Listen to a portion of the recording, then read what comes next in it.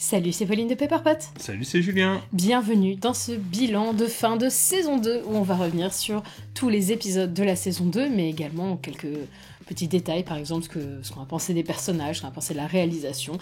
Bref, vous allez voir, on va essayer de condenser notre avis sur cette saison dans cette longue vidéo. On vous a également demandé votre avis via un formulaire pour que vous puissiez nous dire ce que vous avez pensé de cette saison. Et donc on va mettre petit à petit vos notes et puis aussi quelques commentaires que vous avez pu faire dans ce formulaire. T'as des choses à rajouter ou j'ai tout dit? Non, bah c'est bien, t'as tout dit. J'ai absolument rien à faire. Je sais même pas pourquoi je suis là.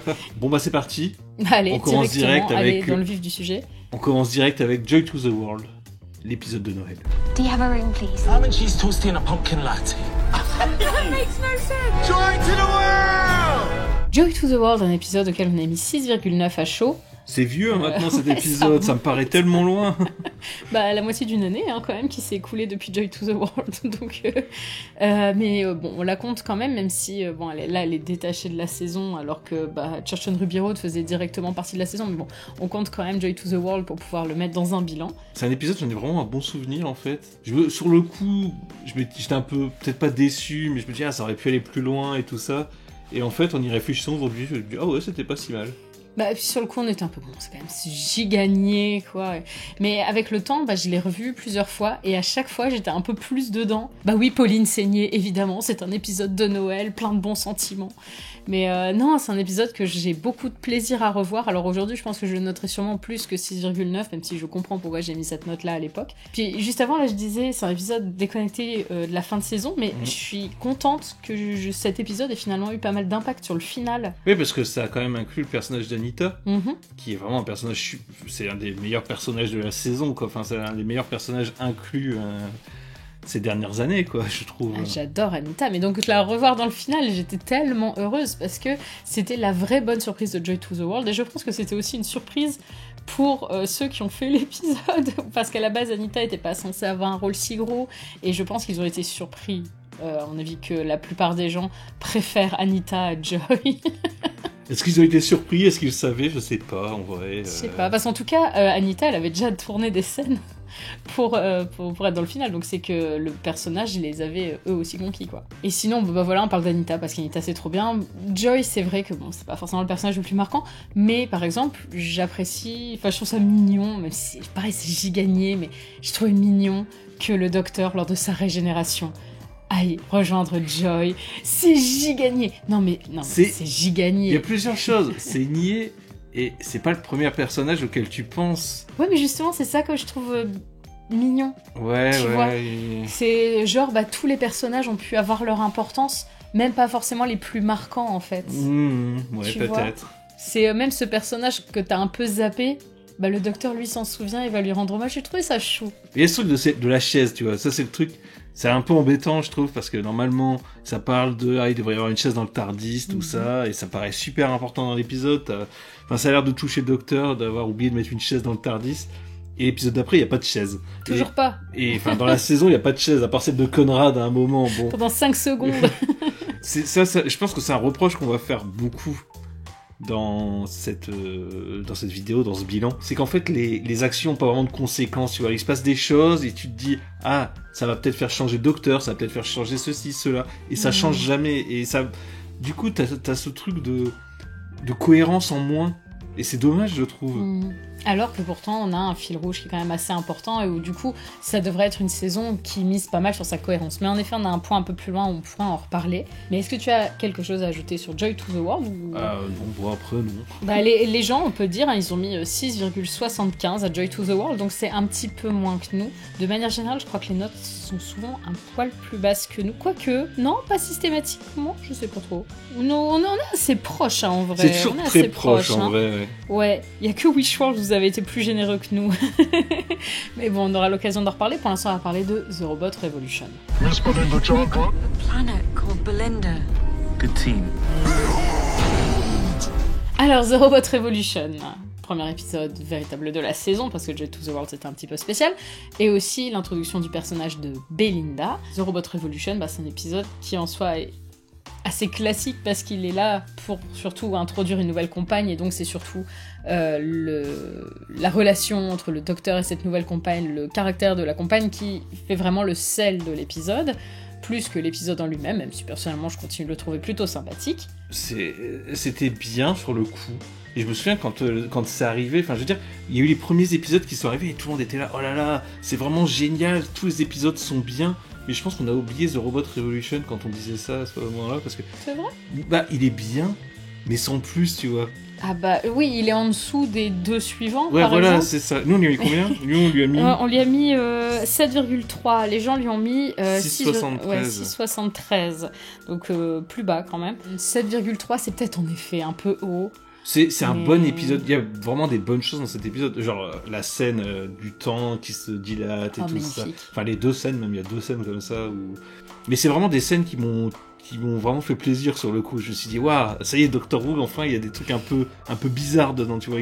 Ils incorporent ils essayent de montrer ce que c'est le temps et tout ça. Et ça, c'est pas un truc qu'on voit souvent. Et là, ça m'a bien plu. Après, bon, bah, l'histoire, elle est plus classique, quoi, on va dire. Bon, petit retournement de situation, en vrai, parce que tu t'y attends pas. Mais il est efficace, l'épisode, hein, je trouve. Tu vois, c'est le genre d'épisode qui casse pas 3 pattes à un canard, mais où tu y reviens avec plaisir. Sauf les canards, du coup. Ils sont plus 3 pattes. Et puis, en plus, le méchant, il a vraiment un style carton-pâte, mais quand même assez actuel, tu vois.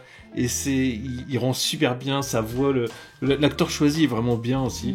De manière générale, j'adore l'esthétique de l'épisode qui s'est pas mal inspiré de l'esthétique de la science-fiction des années 50. Je sais que t'allais dire Tintin encore. T'allais dire la fusée de Tintin. Oui, bah ça colle techniquement. Ça décolle. C'est la même période, c'est ça que je voulais dire. Ils l'ont dit, sauf que pour le coup, bon, ils n'ont pas parlé de Tintin, mais ils ont parlé de l'esthétique de science-fiction des années 50, et c'est vrai qu'on la retrouve mélangée justement, comme tu dis, à un style plus réactualisé. Et c'est vrai que, bah, esthétiquement, il est kitsch à souhait, mais j'aime beaucoup cet épisode. Ouais, j'ai pas grand chose à rajouter en vrai. Non, bah je pense qu'on peut passer à Lux. I'm the doctor. Don't make me laugh. I'm all flat. I've seen every single episode. Lux. Lux, Lex. On a mis 9,1. Bah ça... Et combien les gens ont mis, tiens ? Les gens ont mis 8,59. C'est la plus haute note. Ouais, t'imagines, ils sont combien là à avoir voté ? 8000. Plus de 400 là. Donc bah écoutez, c'est déjà franchement pas mal d'avoir 8,59. Et donc oui, nous 9,1. Je continue de croire que c'est mérité. Pour le coup, pour moi, c'est le meilleur épisode de la saison.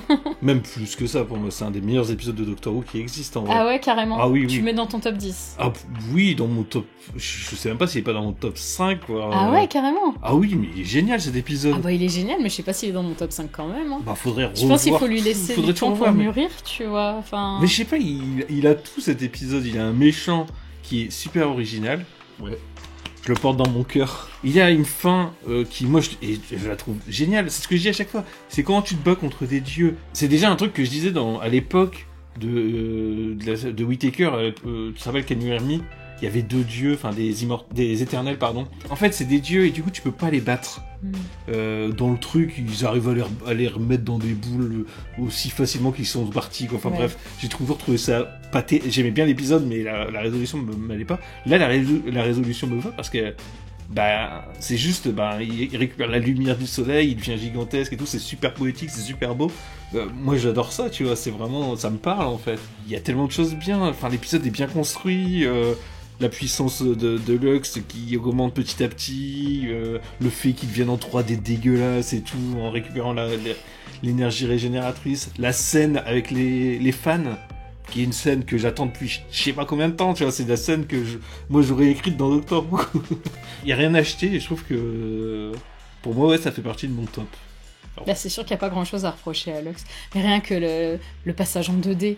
Ouais, Docteur voilà. et Belinda, le jeu justement avec le format, tout le côté hommage au cinéma d'animation, et puis enfin oui c'était chouette. C'est vrai que j'ai rien à reprocher à Lux. Pour ça je pense vraiment que 9,1 c'est tout à fait mérité, et je pense que Mr. Hingeding va rester dans le cœur des fans pendant longtemps. Ouais, en particulier sa chanson. Mais la chanson je l'ai super souvent en tête, quoi. Il y en a 2 de toute façon. L'autre elle est là. Mais en plus, Mr. Ring-a-Ding, le pire, c'est que je connais pas les paroles. Le truc à chaque fois, c'est She Mr. Ring-a-Ding, bling bling, don't make me laugh. Bref, passons à The Well. Can you take me home? It was called midnight. Back when the world is made of diamonds. Don't turn your back on me. The Well, nous avons mis 8,2. Les gens ont été un peu moins emballés, mais quand même, 7,88, c'est une note tout à fait correcte, on est quasiment à 8. Donc sur plus de 400 personnes, c'est plutôt cool. The Well, un épisode dont on attendait rien du tout. C'est vraiment l'épisode qui nous inspirait le moins de la saison. Il faut savoir qu'en parallèle de cette vidéo, on va tourner une autre vidéo dans laquelle on va réagir à ce qu'on avait dit en début de saison. Et je pense que j'avais dit que The Well, je savais pas du tout à quoi m'attendre et que j'avais un peu peur. Ouais, on avait dit qu'on n'allait pas aimer. Mais enfin, qu'il y avait de fortes chances que ce soit celui qu'on aime le moins. Et je me demande si j'avais pas dit que pour cette raison, c'était sûr que c'était un épisode qu'on allait bien aimer. Et en vrai... Parce que du coup, on n'avait pas vraiment d'attente dessus, en fait. Et en vrai, il était bien. Je pense que j'ai toujours un peu cette frustration de ne pas avoir compris tout de suite comment fonctionnait le méchant, tu vois. Et du coup, je suis un peu vexé quand je repense à cet épisode. Je me dis, non, mais en fait, je suis bête. Et du coup, à chaque fois, j'y repense et je me dis, non, mais j'ai été bête. J'ai pas compris directement comment fonctionnait le méchant. Et ça me tracasse, en fait. Moi, je me souviens surtout de cet épisode, enfin, sa tension.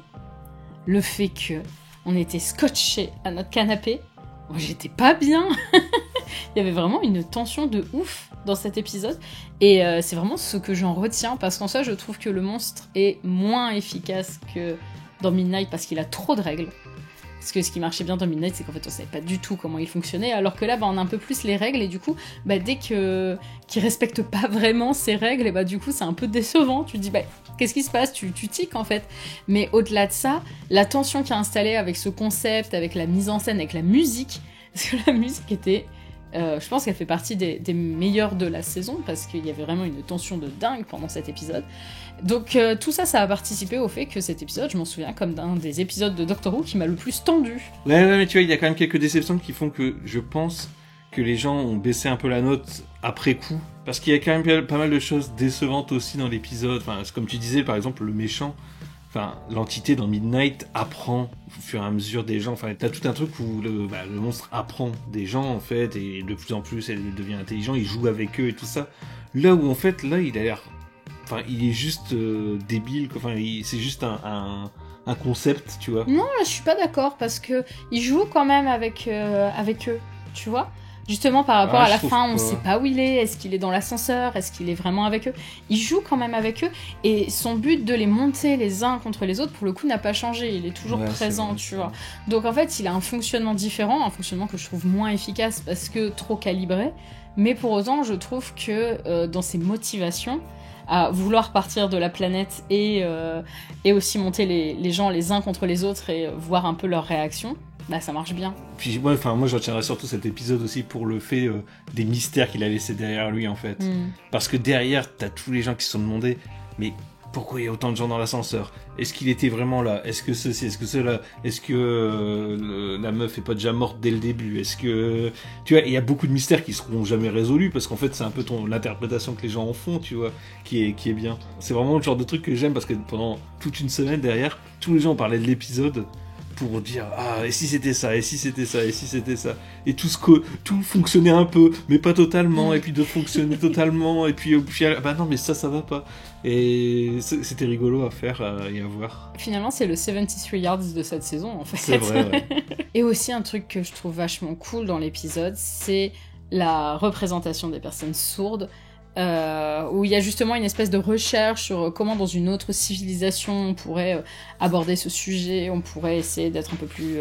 d'agrandir l'accessibilité aux personnes sourdes pour leur permettre ce genre de job et tout ça sans aucun problème. J'ai vraiment trouvé que la réflexion était intéressante.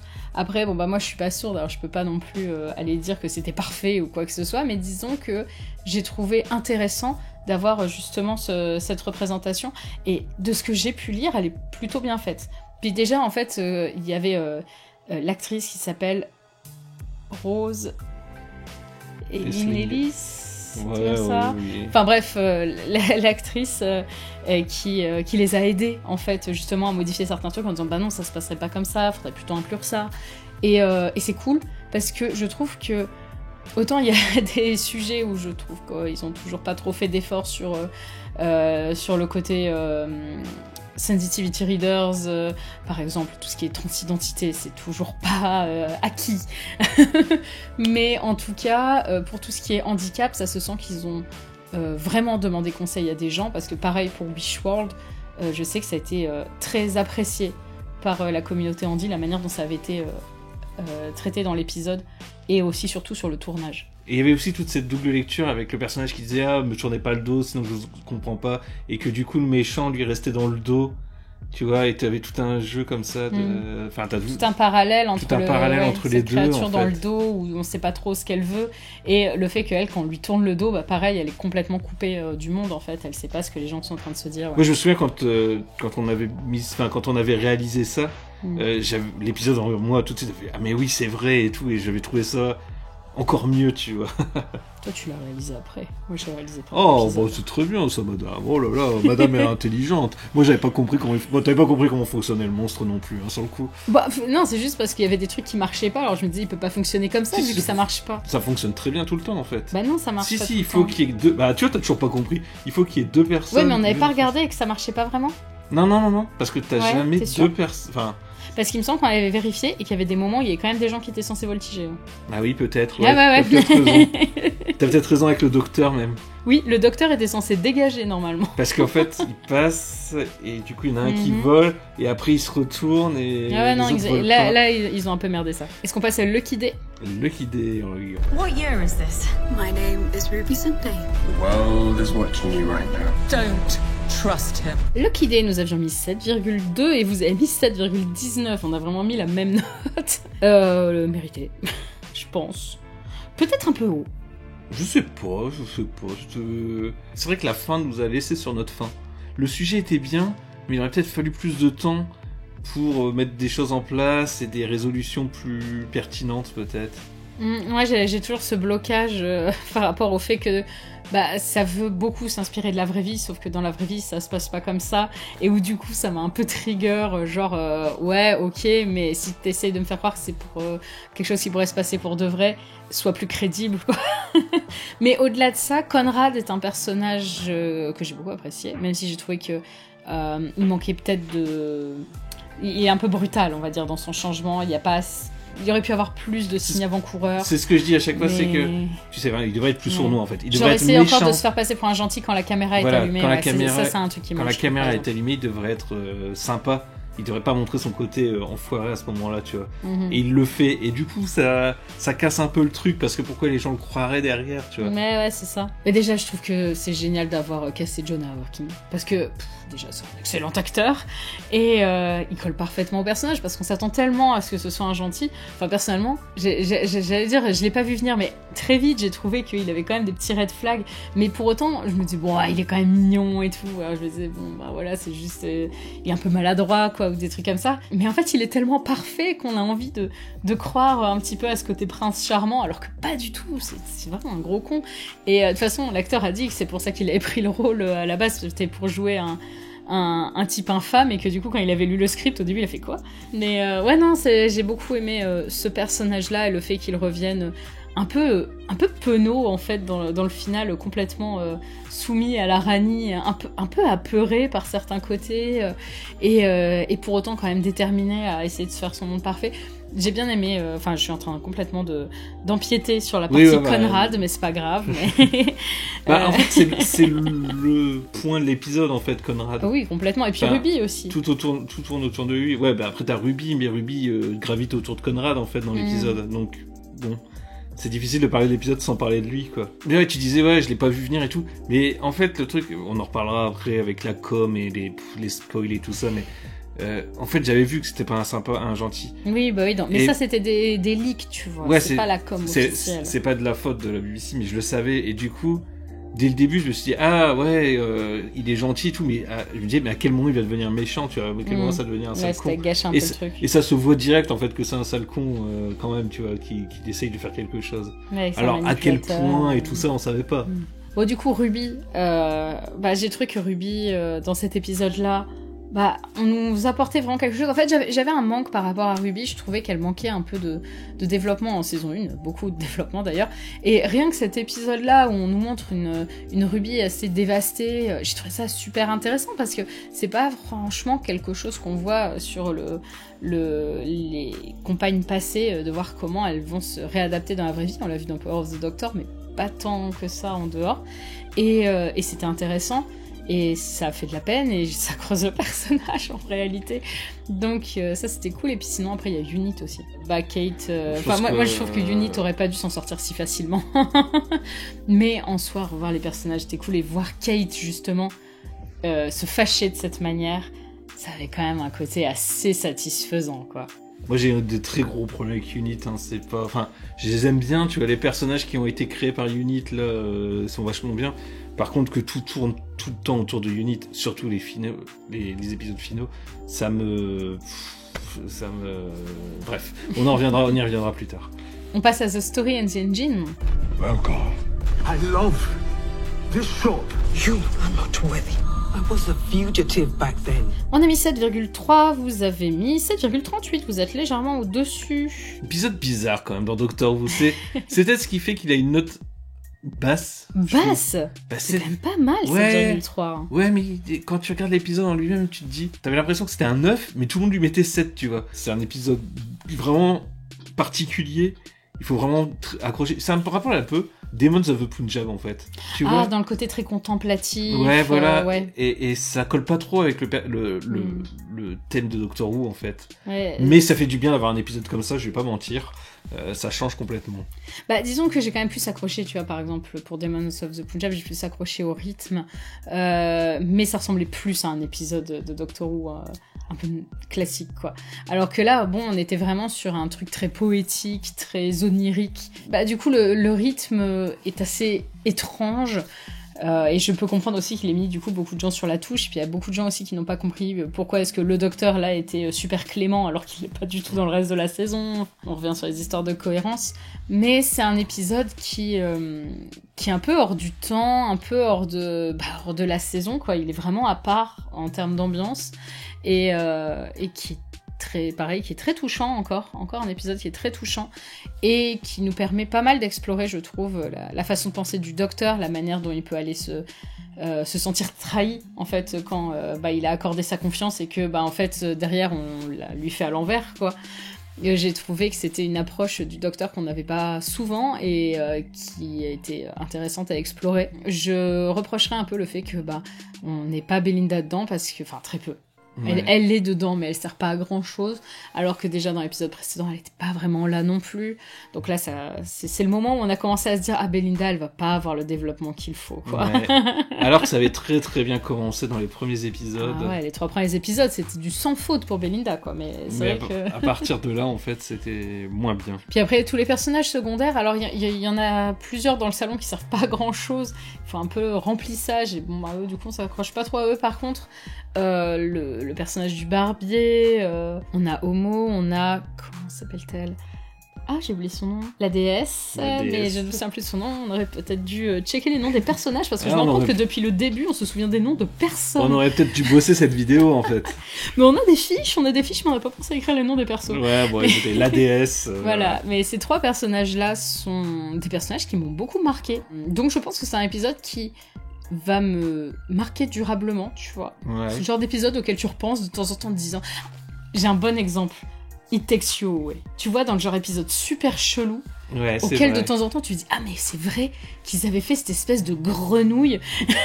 Tu vois ce que je veux dire ? C'est vrai que je suis un peu mitigé sur cet épisode et je pense que j'ai été direct en fait en le regardant à la fin. J'étais plus positif que toi. À la fin, j'arrivais pas à mettre le doigt sur ce qui me plaisait pas dans l'épisode. J'arrive toujours pas à mettre le doigt sur ce qui me plaît pas dans l'épisode en fait. C'est pas que ça me plaît pas. Peut-être des vibes qui te touchent. Ouais, moins, peut-être, ouais. Il y a beaucoup de gens qui ont été un peu dérangés par cette ambiance qui justement leur semblait étrange pour Doctor Who et où ils ont pas trop accroché ce côté très onirique, très divin.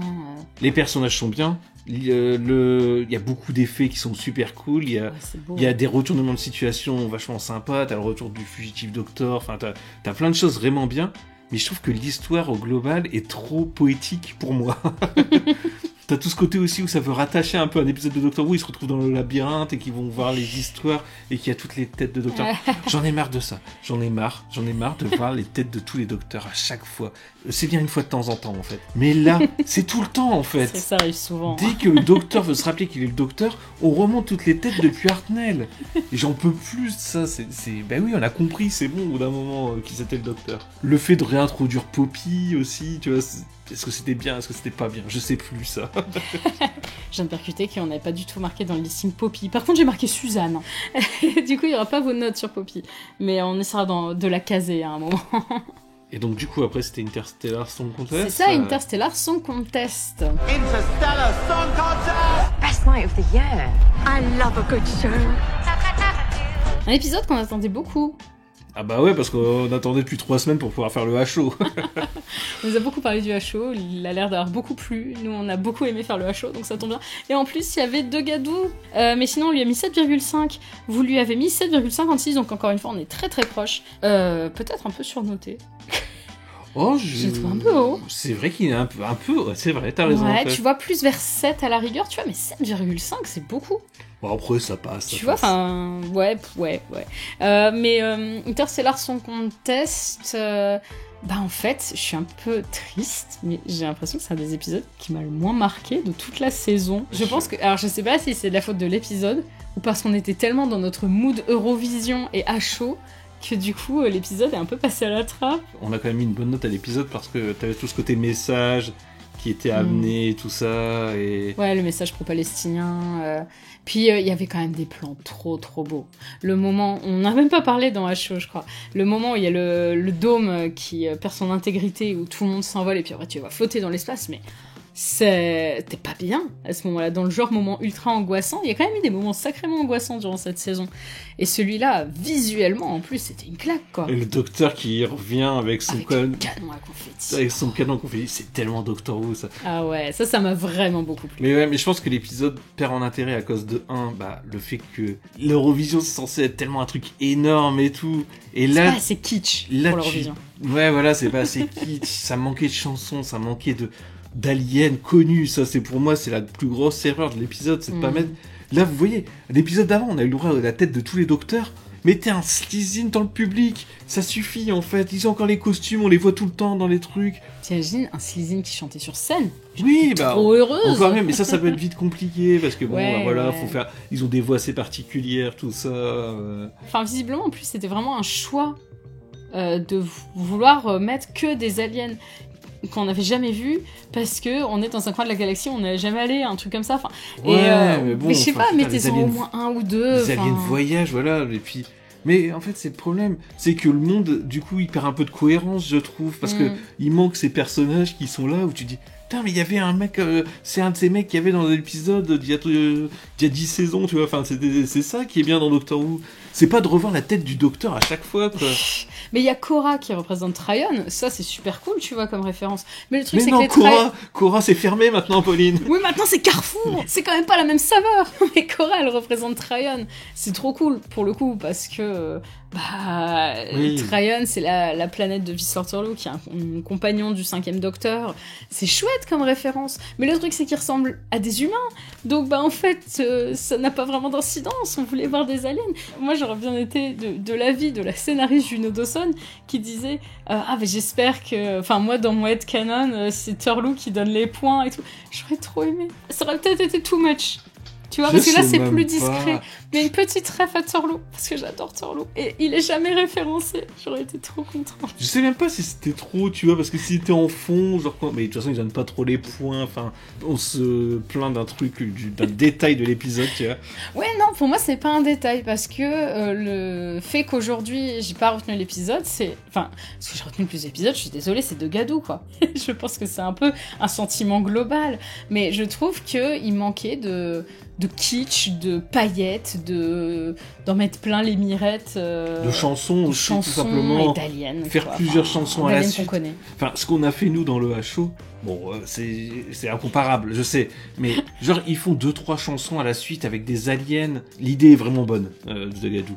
Mais je trouve que c'est complètement différent de tout le reste de ce que tu vois d'autre. Après, tu vois pas grand-chose d'autre non plus. Hein. Tu vois que 2 autres chansons. Ouais, mais tu vois, l'alien de Gadou, il fait pas réel dans le monde, en fait. T'as l'impression qu'ils te mettent un dessin animé, je trouve, à ce moment-là, tu vois. Oui, c'est vrai qu'il aurait dû avoir ce... Ouais. J'arrive pas à avoir ce truc de... En fait, c'est un alien qui est en train de... qui chante aussi, tu vois. J'ai l'impression que c'est autre chose. Enfin, je sais pas si c'est très compréhensible. Je comprends. Une espèce de clip qui... Ouais, voilà, ouais, c'est exactement ça. Et que l'alien qui chante, c'est pas obligatoirement celui-là. Enfin, tu vois... Enfin, j'espère qu'on reverra cet alien quelque part à un moment. J'aimerais bien. C'est ça qui est bien, par contre, c'est que dans cette saison, il y a eu beaucoup de personnages créés qui pourraient revenir. Dans les 2 dernières saisons, même, en vrai. Ouais, c'est vrai. Mais du coup, il y a très peu eu d'anciens trucs, à part chez Unit. Non, mais sinon, pour revenir quand même au principal, enfin, l'histoire en elle-même, c'est pareil, elle est très classique, mais elle fonctionne quand même, en vrai. Il y a peut-être quelques problèmes de réal, les musiques étaient pas terribles. La musique, c'est une catastrophe. Le docteur qui s'énerve, ça, moi, c'est toujours un truc qui me reste un peu en travers de la gorge, parce que je ne comprends pas ce qu'ils ont voulu faire. Mais moi, je suis frustrée par le fait que... En fait, je sais pas, je me dis que c'est peut-être quelque chose qu'ils avaient prévu pour la saison 3, d'aller approfondir ça. Parce que là, du coup, ça reste complètement en suspens, le fait que le docteur s'énerve comme ça. Enfin, c'est plus que s'énerver. Enfin oui, il torture un gars, quoi. Il torture un mec, quoi. Et il n'y aura jamais vraiment de conséquences là-dessus. Et du coup, je trouve ça un peu dommage, parce que c'était intéressant d'explorer cet aspect de ce docteur, où justement, comme il se fait déborder par ses émotions de tout point de vue, forcément, la colère aussi. Et ça dégénère, quoi. Donc en soi, c'était une idée à explorer qui pouvait être intéressante, mais là, dans les faits, en fait, ça va jamais mener à rien, donc ça paraît un peu vain, quoi. Mais je trouve que la montée en puissance n'est pas très bien faite. Au niveau de la réal. Je suis d'accord, enfin, on a re-regardé l'épisode, parce que, comme je disais ça, Pauline n'était pas trop d'accord avec moi. On a re-regardé l'épisode, et en effet, oui, le docteur s'énerve de plus en plus et tout. Enfin, je trouve qu'on devrait plus ressentir cet énervement, cette colère qui arrive petit à petit, et vraiment... parce que quand là, il est arrivé, il a torturé, mais moi, j'ai fait, mais... qu'est-ce que je regarde, qui c'est ce personnage, quoi, et c'est vraiment bizarre quand ça t'arrive, en fait, de ce truc de... le docteur, c'est le côté un peu... c'est le côté rassurant, tu vois. Et quand ça arrive, ça, sans qu'il soit préparé, je me suis senti, non, mais non, ça existe pas, tu vois, ce qui se passe là est trop bizarre. Non, moi, c'est plus pour moi, c'est intéressant d'explorer ce côté-là, mais... il faut que derrière, il y ait des véritables conséquences pour le docteur. Mais et ça n'a pas été le cas. Je suis d'accord. Enfin, quand je dis ça, tu vois, je dis pas, il faut toujours que le docteur soit gentil et tout ça. J'ai dit non, pourquoi pas, mais pour moi, ça aurait dû être mieux amené et mieux résolu, quoi. Parce que là, genre, c'est Belina qui fait, hé, docteur, 10 sur 10. Non, il vient de torturer un mec.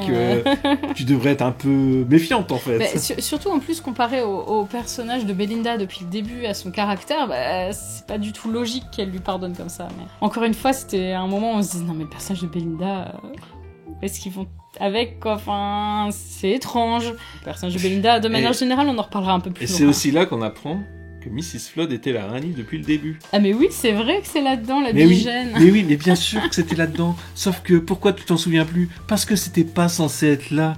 Arrête avec ça, mais évidemment que c'était censé être là. Censé être là. T'étais censé apprendre pour la Rani l'épisode d'après, en même temps que le docteur. Je sais pas. Je sais pas, parce que dans l'épisode suivant, t'as quand même l'impression que t'es censé savoir. Mais non, ils disent jamais Rani. Ouais. Puis en plus, ils disent Mistress et tout. Mais donc oui. Si ça se trouve, c'était juste mon induire en erreur jusque-là. Et qu'à ce moment-là, ils disent, ah non, en fait, c'est la Rani, quoi. En fait, cette scène devait pas être là, mais ils se sont dit, pour que les gens reviennent la semaine prochaine et commencent à regarder le final, on va leur dire qui c'est à ce moment-là. C'est dans l'épisode suivant que ça va pas, parce que t'as la révélation que c'est la Rani à un moment. Et la révélation est faite pour le téléspectateur, puisque le docteur comprend même pas. Peut-être qu'un jour on saura si tu as raison ou pas. Non, on saura jamais. On me dira toujours que j'ai tort, de toute façon. C'est moi, au fond de mon cœur, je sais que j'ai raison. Passons à Wishworld. Bah ouais, passons à Wishworld. Morning, darling. Morning, sweetheart. I gotta bring down God. My job and my very great pleasure. Wishworld. Il se passe rien dans cet épisode. On a mis Il se passe rien parce que la révélation, c'est que c'est la Rani, mais on le savait déjà. On a mis 6,7. Vous avez mis 7,04, donc un petit peu plus haut. C'est globalement l'épisode où, à la fin, on a fait, c'était quand même pas terrible, et que les gens étaient là, oh, c'était sympa quand même, et tout, et du coup, on se sentait un peu en décalage, je trouve. Après, c'est quand même une des notes les plus basses. Hein. C'est vrai. Mais ouais, non, Wishworld, je reste très sceptique. J'aime beaucoup la première partie. J'aime beaucoup la partie de John Smith, en fait, qui est très chouette. Et à partir du moment où il se fait arrêter, je reste sur un sentiment très sceptique. Et vraiment, toute la partie avec la Rani dans le palais d'os et le docteur qui débarque. Et puis la Rani, elle va aller danser avec lui. Et, oh, nous avons été amants. C'est pas possible, quoi. C'est pas possible. Heureusement que ça a été rattrapé sur la fin pour la Rani. Grave, heureusement que Reality War a rattrapé le personnage, hein, parce que j'étais dépitée. Sur la partie 2, j'ai beaucoup plus retrouvé le personnage, mais là, j'avais vraiment l'impression d'avoir juste le maître face à moi qui va aller transformer une petite famille en pétales de fleurs et en lapin et en hibou et faire ouhou. C'est pas la Rani, quoi. Et non, j'avais vraiment un problème avec l'écriture de la Rani durant cet épisode-là. Quand ça a fini, Pauline, elle était... J'étais pas contente. Elle était vraiment super bien. Moi, t'as mieux noté l'épisode que moi. J'ai mieux noté l'épisode que toi, ce qui est bizarre parce que cet épisode me sort par les trous de nez. Quoi. Comme toi, la première partie était très bien, la partie de John Smith était très bien, et en vrai, ça aurait dû être un épisode standalone avec un méchant random qui les a enfermés dans une espèce de monde alternatif. Hein. Ça aurait été génial, t'aurais eu plus profité. Là, en fait, tout ce que t'as, c'est la Rani qui est en train de faire « Ah, j'ai fait des pièges, je récupère un bébé, ceci, cela. » Bon, le côté John Smith qui va travailler à Unit et tout ça, c'est bien. En parallèle, t'as Ruby et Shirley qui vont se mettre en bas de la tour et qui font « regarde, sur mon iPad, on peut voir des choses. On voit rien, mais on peut voir quand même. » Et tu te dis « ça servira peut-être pour l'épisode suivant. » Non, ça sert à rien. Ça ne sert absolument à rien. Donc, du coup, c'est juste pour qu'elle soit là et qu'elle se fasse écraser par la tour. Les révélations. T'as la Rani. C'est bien, on le savait déjà de l'épisode précédent. Elle veut ramener Omega. Je veux ramener Omega. Tantôt, oui, ok, elle parle d'Omega, tu fais waouh, Omega et tout, mais tu le vois pas, donc tu te dis c'est d'accord, ok, tu vas ramener Omega. Puis ça finit sur le docteur qui tombe. Et puis voilà. Et à la fin, moi j'étais là, pour moi, Apolline, il s'est rien passé dans cet épisode. Quoi. Il s'est rien passé, qu'on savait pas. Puis en plus, la com a été désastreuse sur cet épisode. Oui. On aura l'occasion d'en reparler dans la partie com. C'était le pire épisode niveau com. Ah ouais, non, mais la com était terrible. Ils ont tout spoilé. On savait tout l'épisode en fait. Alors déjà qu'il se passait pas grand chose.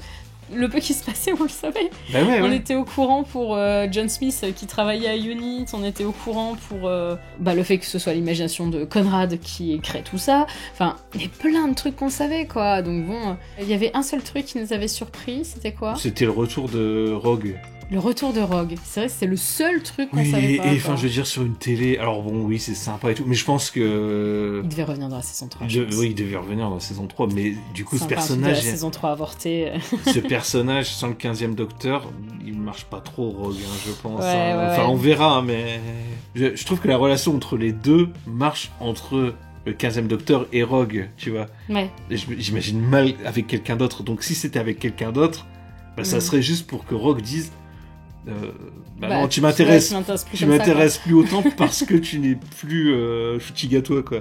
Mais ouais, mais je pense que c'est vraiment un truc qui était censé revenir en saison 3 et où ça fait partie des trucs qui ont été un peu forcément mis de côté par la force du destin. Et du coup là, il se retrouve juste dans une télé à faire les tables... Ça aussi, on le savait. Les tables ne font pas ça. Les tables ne font pas ça, on le savait déjà. Mais je repense à Omega, mais en plus, les gens... On a eu plein de commentaires de gens qui, en fait, connaissaient pas Omega et n'avaient pas vraiment d'intérêt pour la suite, parce qu'ils disaient, mais moi je comprends pas, le premier Seigneur du Temps, c'est censé être le docteur d'après Timeless Children, qu'est-ce qui se passe ? Et je trouve ça dommage de pas avoir plus adressé que ça à Timeless Children, parce qu'en soi, en fait, quand on connaît Timeless Children et Omega, on comprend. Parce qu'on sait qu'il y a plusieurs créateurs au Seigneur du Temps, que le docteur a donné... le Timeless Child a donné la capacité de régénération, mais Omega a donné le voyage temporel. Et en fait, c'est le fait que Omega, Rassilon et les capacités du Timeless Child aient été réunies que ça a pu faire la société des Time Lords. Donc en effet, Omega est en effet un des premiers Time Lords, et c'est normal aussi de l'appeler comme ça, parce que, surtout du point de vue de la Rani, c'est le premier Time Lord. Et c'est juste que le docteur connaît le poteau rose. Mais du coup, c'est dommage de pas avoir le docteur qui en parle à la Rani, quoi, tu vois, par exemple. Ouais. Mais bon, ça, c'est plus pour Reality War, mais c'est quand même une occasion manquée. Et du coup, il y a beaucoup de gens qui n'ont pas compris, en fait, l'intérêt du personnage d'Omega, justement parce que ça venait en contradiction pour eux avec Timeless Children. En réalité, non. Mais c'est pas expliqué. Donc ça, c'est un manque. Ensuite, nous passons à Reality War. On en parlait justement. I can open the door anywhere. With the same person. Please tell me our daughter is safe. Alors, The Reality War, nous avons mis 7,7. Vous avez mis 7,18. C'est un peu plus bas, mais en vrai, vu comme l'épisode s'est fait démolir, je m'attendais pas autant. Donc c'est cool, c'est que globalement, il vous a quand même plu. Nous, pour le truc, c'est qu'on l'a vu au cinéma, entouré de gens, il y avait toute une effervescence autour, qui fait que ça rend le truc toujours mieux. Mais je veux dire, quand tu vois à la fin Billy Piper et que t'as toujours t'as une différente façon de crier, hein, bien sûr. Hein, t'en as qui sont horrifiés et d'autres qui sont heureux. Tu vois. Ouais, non, là ils étaient tous contents, non? Oh, tu sais pas. Enfin, choqués, pas horrifiés, quoi. Dans le brouhaha total, tu te dis, il y a de tout en fait. Ouais, j'ai pas entendu de gens qui étaient horrifiés. Bah, t'avais des gens choqués, des gens contents. Les gens horrifiés, ils font pas. Tu sais, ils font pas fort, donc tu les entends pas. Bah ouais, bah écoute, la majorité avait l'air content. Puis de toute façon, à l'extérieur de la salle, quand on a vu les gens réagir, tout le monde était choqué, justement. Soit choqué, soit content, mais tous, waouh, qu'est-ce qu'on vient de voir et tout. Mais donc forcément, avec des conditions pareilles. C'est ça, c'est ça. L'épisode est sûrement arrivé. Enfin, on l'a sûrement plus apprécié sur le coup. Grâce à ça. Maintenant, moi, il y a un truc que t'avais dit en sortant, enfin, je sais plus si tu l'as dit dans le HO ou pas, c'est ce type d'épisode où c'est pas l'épisode que les gens voulaient, mais ça rend pas l'épisode pour moins bien, en fait. C'est vrai que je l'ai pas dit dans le HO. Il y a quand même un truc intéressant dans cette histoire. Comme Hellbent. Pareil, ça, pour le coup, je l'avais dit dans le HO, j'avais dit que c'était pas l'épisode qu'on voulait, mais que c'était l'épisode dont on avait besoin. Alors là, je sais pas si c'est l'épisode dont on avait besoin. En fait, Reality War, c'est un épisode où, vu les conditions de production, c'est un miracle qu'on ait un truc qui se tienne. Et en réalité, c'est un épisode qui se tient globalement plutôt bien, qui est plutôt solide. Et oui, c'était pas forcément ce qu'on attendait parce qu'on voulait avoir plus de réponses.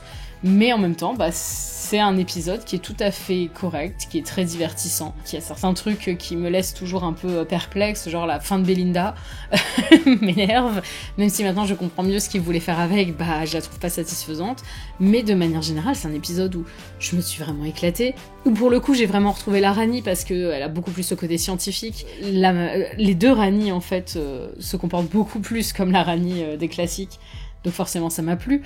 Omega, je sais qu'il a fait beaucoup débat, mais personnellement, je pense que c'est parce qu'on l'a vu au cinéma qu'il nous a pas mal plu, parce qu'après quand on l'a vu sur la télé, c'était quand même moins impressionnant. Alors, quand on l'a vu au cinéma, il était giga impressionnant, et je pense que ça a joué peut-être sur le fait qu'on était satisfait d'Omega, parce qu'en fait on sait aussi qu'Omega, on peut pas faire une longue histoire avec lui aussi, on le sait. En fait, quand on a vu la main passer et tout ça, on s'est regardé, on a fait, ouais, non, la main, c'était pas possible, quoi. Qu'est-ce qu'ils nous ont fait? J'aurais préféré qu'il ait son masque, tu vois, ou moins qu'il ait un masque qui fasse un peu plus Omega, mais tu sais, tout en gardant cette allure très crade, quoi, très parce que c'est le but, bah oui, c'est Omega, mais en même temps, c'est pas le Omega qu'on connaît, en fait. C'est un truc qui a attendu pendant des années et des années. Qui est devenu un truc très mystique.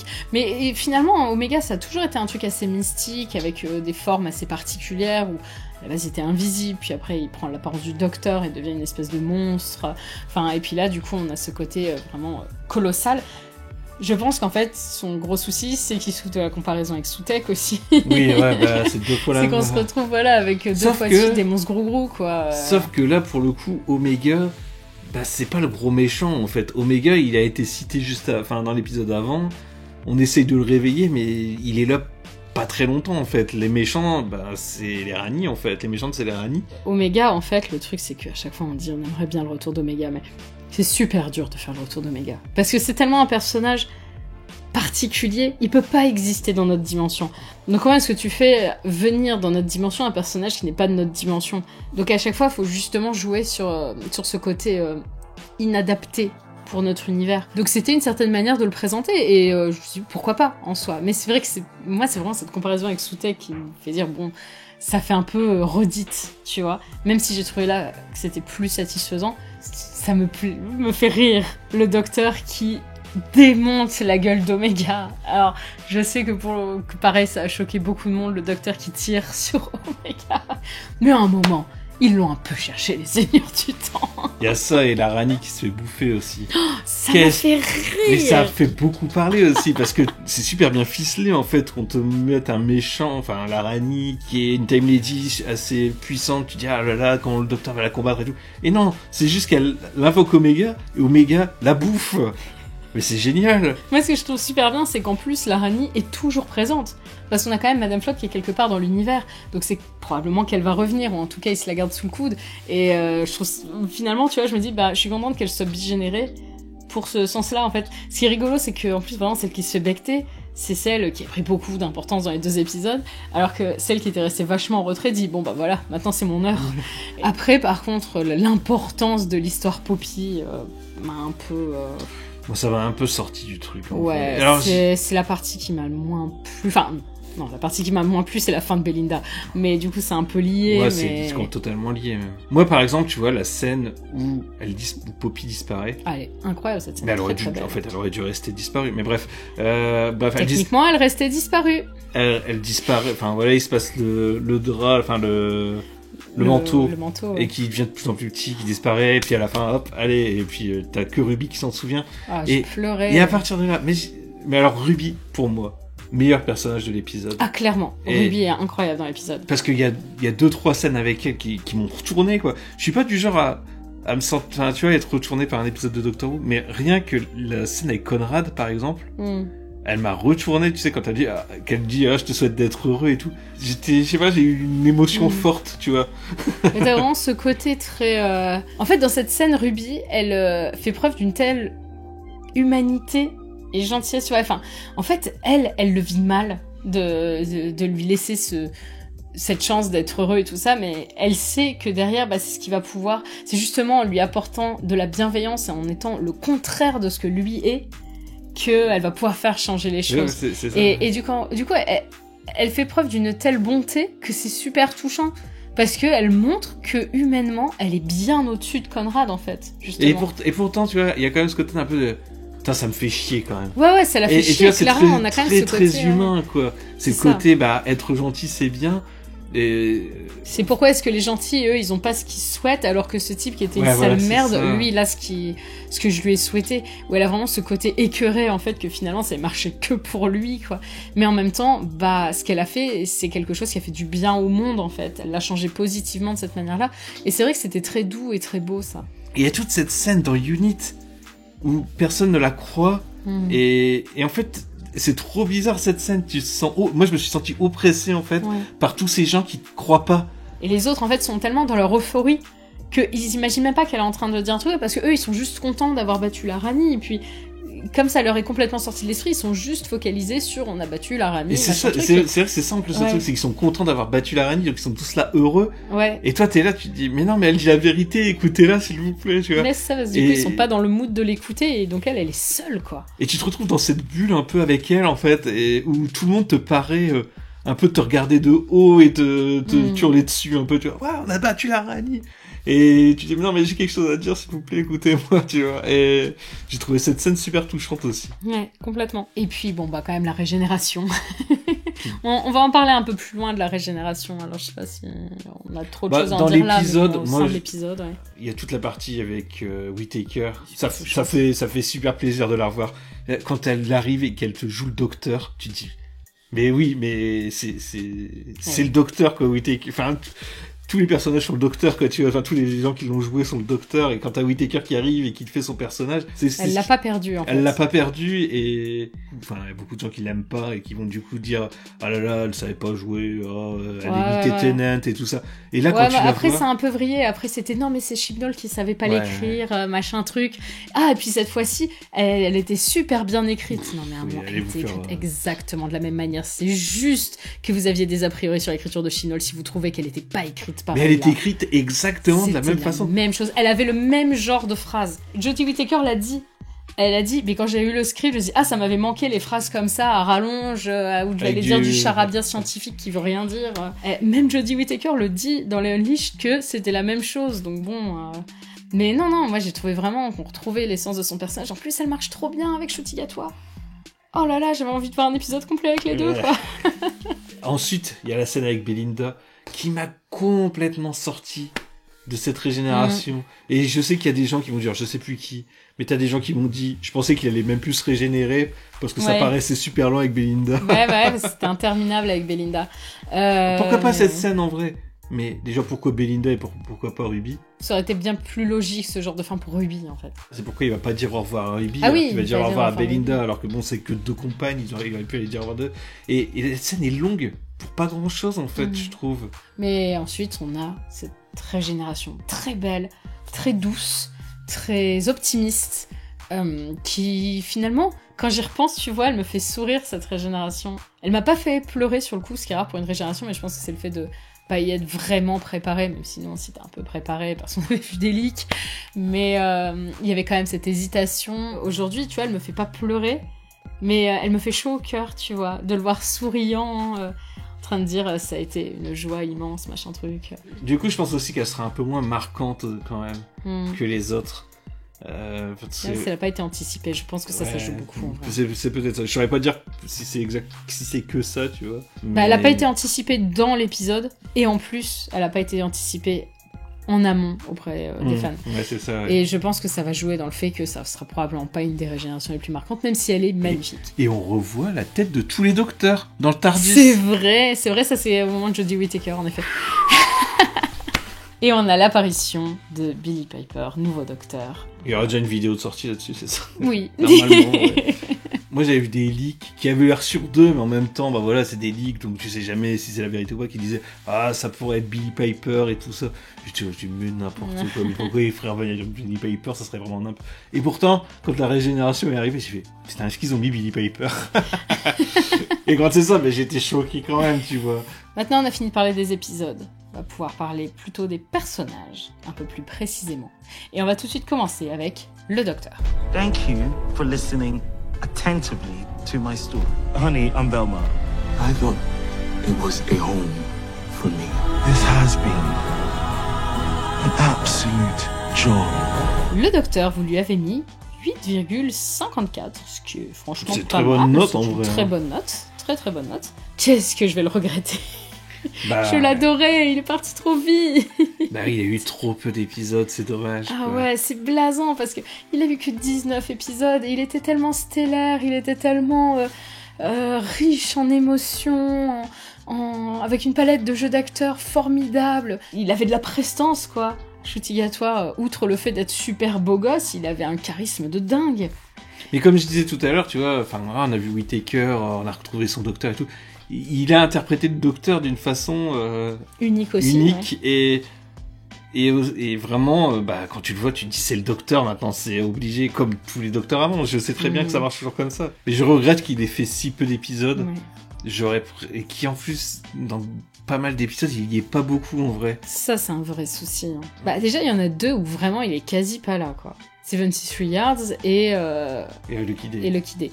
Il est vraiment quasi Ensuite, pas là. tu peux rajouter Dot and Bubble. Dot and Bubble, il est un peu Puis écart. Je sais pas, t'as ce côté un peu... je trouve même dans les épisodes où il est tout le temps là, t'as toujours des parties où il est moins là. Enfin, ça dépend lesquelles. Après, ça vois. c'est toujours un peu oui, normal aussi, sûr, mais c'est juste ouais. que d'habitude, comme on a plus d'épisodes avec eux, c'est moins frustrant. Tu vois, je me demande, est-ce qu'il y a vraiment des gens qui vont dire c'est mon docteur préféré? Ah oui, je pense. Ouais, Christopher Eccleston est vrai, le docteur préféré de plein de gens. Paul McGann aussi. Même le War Doctor, je suis sûre que tu peux trouver des gens, c'est le docteur préféré ou Fugitive, tu vois. Donc non, Ncuti Gatwa, je pense qu'il y a beaucoup de gens qui vont dire que c'est leur docteur préféré, à commencer par ta fille. Oui, ouais, mais elle est petite. Elle est petite, mais c'est son docteur. Elle l'appelle toujours mon docteur. Et elle y est super attachée parce que bah, c'est le premier docteur. À la régénération, elle s'est mise à pleurer quand il est parti parce qu'elle connaissait pas elle le principe de régénération. Elle avait vu qu'une bigénération. Elle s'est tournée vers moi, elle a dit. Ça veut dire qu'il y aura plus d'épisodes avec ce docteur? Je dis bah non, c'est terminé. Et elle s'est mise à pleurer. Ouais, ouais, pleurer, c'était pas pleurer. Ouais, mais faire le deuil de son docteur. Non, mais c'était trop mignon quand même. Mais non, je pense qu'il a dû touché beaucoup de monde. Et puis, en vrai, je pense quand même beaucoup de gens, on a eu beaucoup plus de nouveaux téléspectateurs qui sont venus sur notre chaîne avec ces 2 saisons qu'avec n'importe quelle autre saison depuis le début c'est vrai. Bonjour à vous, de la d'ailleurs. chaîne, salut. Et je pense que ces gens, forcément, ça va être leur docteur aussi, tu vois. En fait, j'ai pas grand chose à dire. J'aurais préféré qu'il fasse une 3e saison. Évidemment. J'aurais préféré qu'il soit là plus longtemps. J'aurais préféré pouvoir plus le connaître parce que du coup, la saison 1 était, tu vois, c'était son début. T'as toujours besoin d'une 2e saison pour l'approfondir et d'une 3e saison pour vraiment l'apprécier. Moi, je trouve que c'est le truc de Capaldi, par exemple, tu vois. Première saison, j'avais un peu de mal avec Capaldi, je l'aimais bien, mais pareil, exactement de la même façon. Sa 2e saison, ça a commencé à l'approfondir, et là, je dis, ah ouais, je comprenais un peu plus pourquoi c'était le docteur. Et 3e saison, j'étais là, oui, ok, c'est le docteur. Il était vraiment ancré dans l'univers de Doctor Who, tu vois. Là où, du coup, Chutigatois, la première saison, c'était le début. 2e saison, ça met... On le développe un peu plus. Mais là, il est coupé dans son développement. Voilà, et il manque la 3e saison pour vraiment être à son maximum, je pense. Son apothéose, ouais. Mais ça restera un docteur que j'ai vraiment adoré. Et peut-être qu'on le reverra dans quelques années, dans un multidocteur, potentiellement. Je l'imagine très bien revenir si ça reste RTD qui aime bien mettre des docteurs qui reviennent et qui repartent et tout, il pourra revenir, t'inquiète. Mais en tout cas, je lui souhaite une très belle carrière. Et beaucoup de succès au théâtre, parce que c'est surtout du théâtre qu'il veut faire aujourd'hui. Alors moi, j'imagine et du ballet, il fait du ballet. J'imagine bien le voir revenir en fin de saison 3, quand même.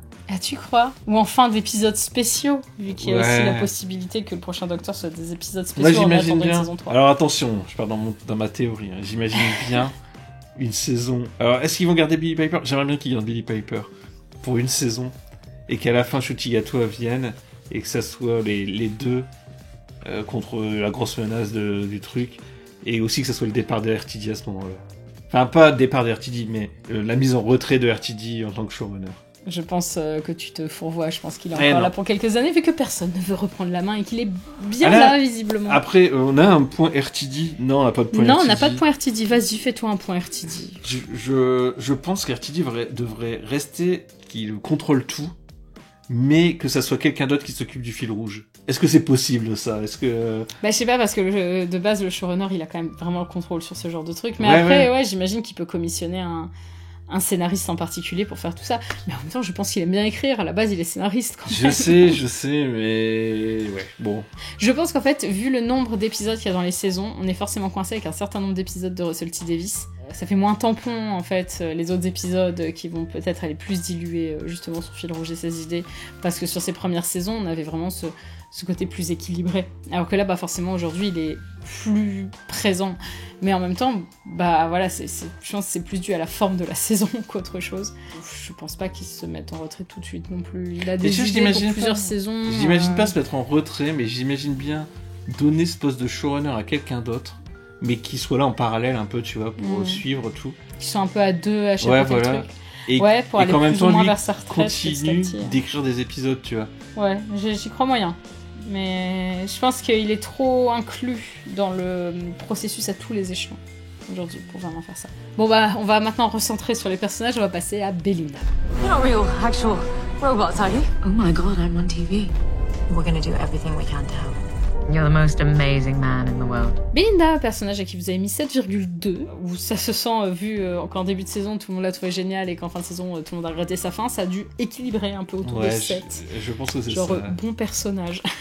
Voilà, j'ai un peu résumé le souci de Belinda, personnage génial en début de saison, avec un caractère très fort, et en fin de saison qui a beaucoup perdu de sa verve, et c'est dommage. Ça donne vraiment un sentiment d'inachevé. En fait, j'ai vraiment un sentiment que le développement de Ruby, du coup, s'est fait au détriment un peu du personnage de Belinda, parce que Ruby, elle a eu un super développement cette saison, et Belinda, pas grand-chose. Elle a du développement sur les 3 premiers épisodes, et dans les 2 derniers épisodes, on la retrouve pas tellement, et entre deux...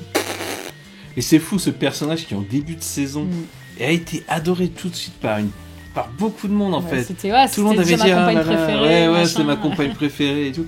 Et qu'avec le temps, en fait, les gens ont commencé à déchanter, parce que c'était super cool ce principe de, elle voulait pas venir avec le docteur, petit à petit voir ce qui se passe avec le docteur et avoir envie de rester. Et puis, pour au final, qu'elle disparaisse dans quelques épisodes. Elle commence à excuser le docteur pour tout et n'importe quoi, alors qu'elle devrait le remettre en question plus souvent. Et qui, au final, se termine dans un épisode où elle se retrouve coincée dans une boîte avec un bébé. Et pour finir, avec ce bébé, Ouais, c'est dommage. C'est dommage, ça fait occasion gâchée un peu, je trouve. Totalement. Et le gros problème que j'ai aujourd'hui avec elle, c'est que le personnage, au final, le personnage existant maintenant, c'est plus le personnage qu'on a suivi pendant tous les épisodes avant, qui était le personnage qu'on avait bien aimé.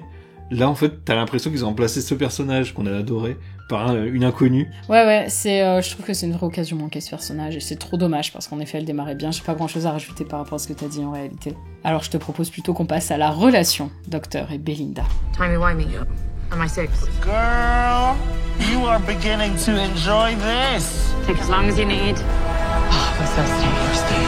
On en a déjà parlé un peu. Ouais, Les gens, on a déjà parlé un peu, note, ouais. 7,48, un peu plus haut que la note Belinda. Mais en fait, ils avaient une super alchimie. Et ouais, pareil, ça c'est un peu... C'est pas que ça s'est perdu, parce que, tu vois, même leur alchimie en John Smith et Madame John Smith, ça marchait bien aussi, en réalité. Et même où j'étais un peu sceptique avec ce truc de Poppy, où ils étaient « Ouais, allez, vas-y, on a un bébé et tout ça ». Bah, ils étaient quand même mignons, tu vois. Enfin, justement, quand il y a cette scène dans le TARDIS, où ils commencent à dire « Ah ouais, on va pouvoir faire ça plus tard et tout ça », et où, en plus, du coup, le caractère de Belinda, au fur et à mesure que Poppy disparaît, redevient son caractère d'avant, tu vois. Ça, j'ai trouvé ça super bien fait. Comme il y a un sentiment de trop peu, j'ai l'impression de ne pas les avoir vus assez ensemble, tu vois. Parce que, bah, justement, il y a eu plusieurs épisodes où on les voyait pas beaucoup, et du coup, j'avais envie de voir plus leur alchimie, parce qu'elle était géniale, et ouais, c'est dommage. Et je trouve aussi que la relation entre les deux personnages, comme la saison 1, sont portés par les acteurs. Ça se voit que les acteurs s'entendent super bien, qu'ils s'amusent à deux. Ouais. Et du coup, ça se ressent dans leur personnage, en fait.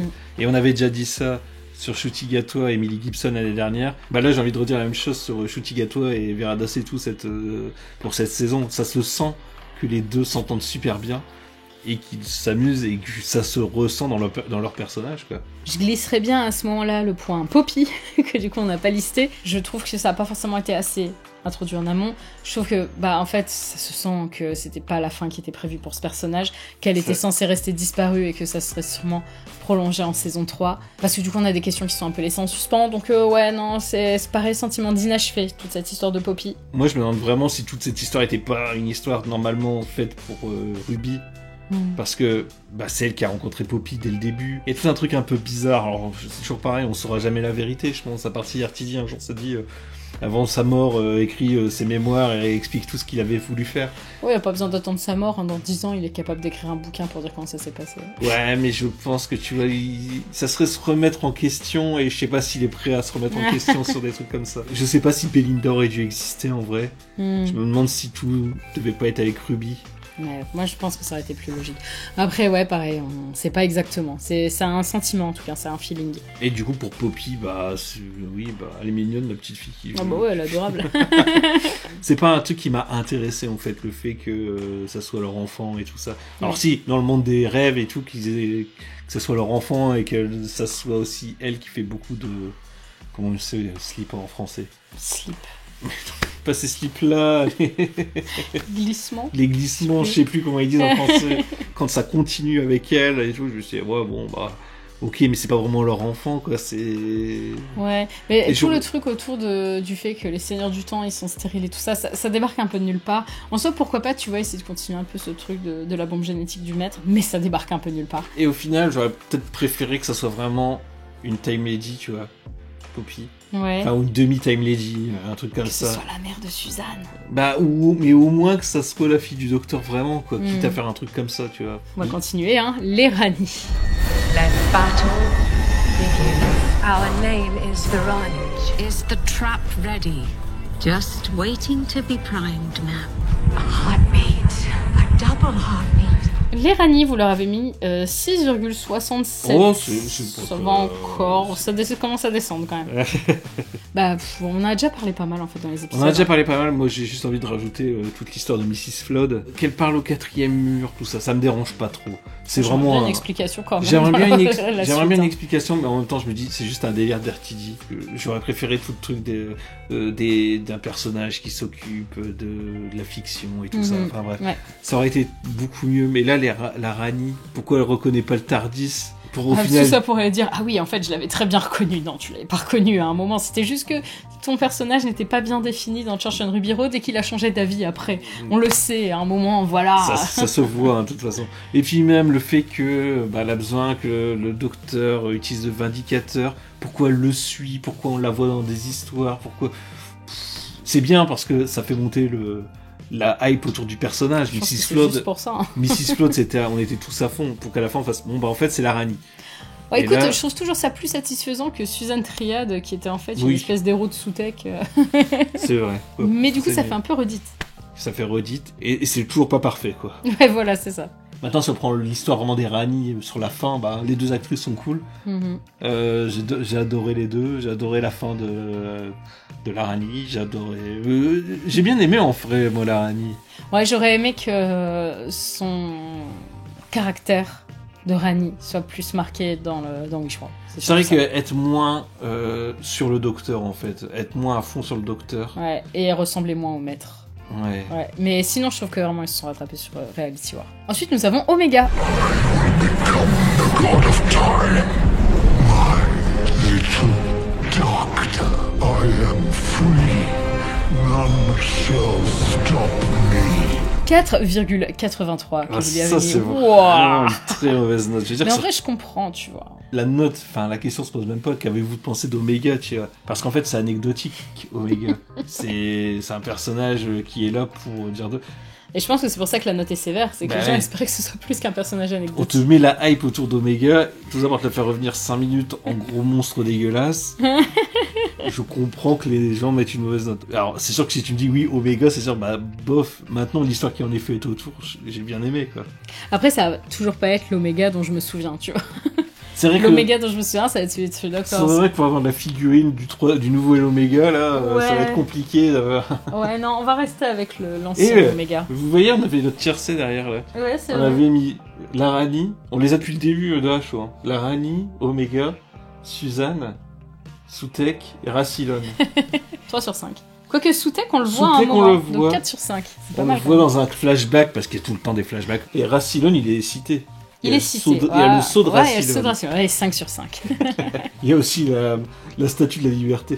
Ouais, mais ça, c'est juste qu'elle est cool. Non, c'était parce qu'on la voyait dans les trailers. Ah oui, c'est vrai qu'elle flottait dans l'espace. Il y avait des tours Eiffel. Il y en a Oui, pour la beaucoup même raison. parce que Victoria avait voulu mettre ses tours Eiffel, du coup. Quitte à parler du tiercé, est-ce qu'on continuerait pas sur le point suivant qui est Suzanne? Grandfather, go back.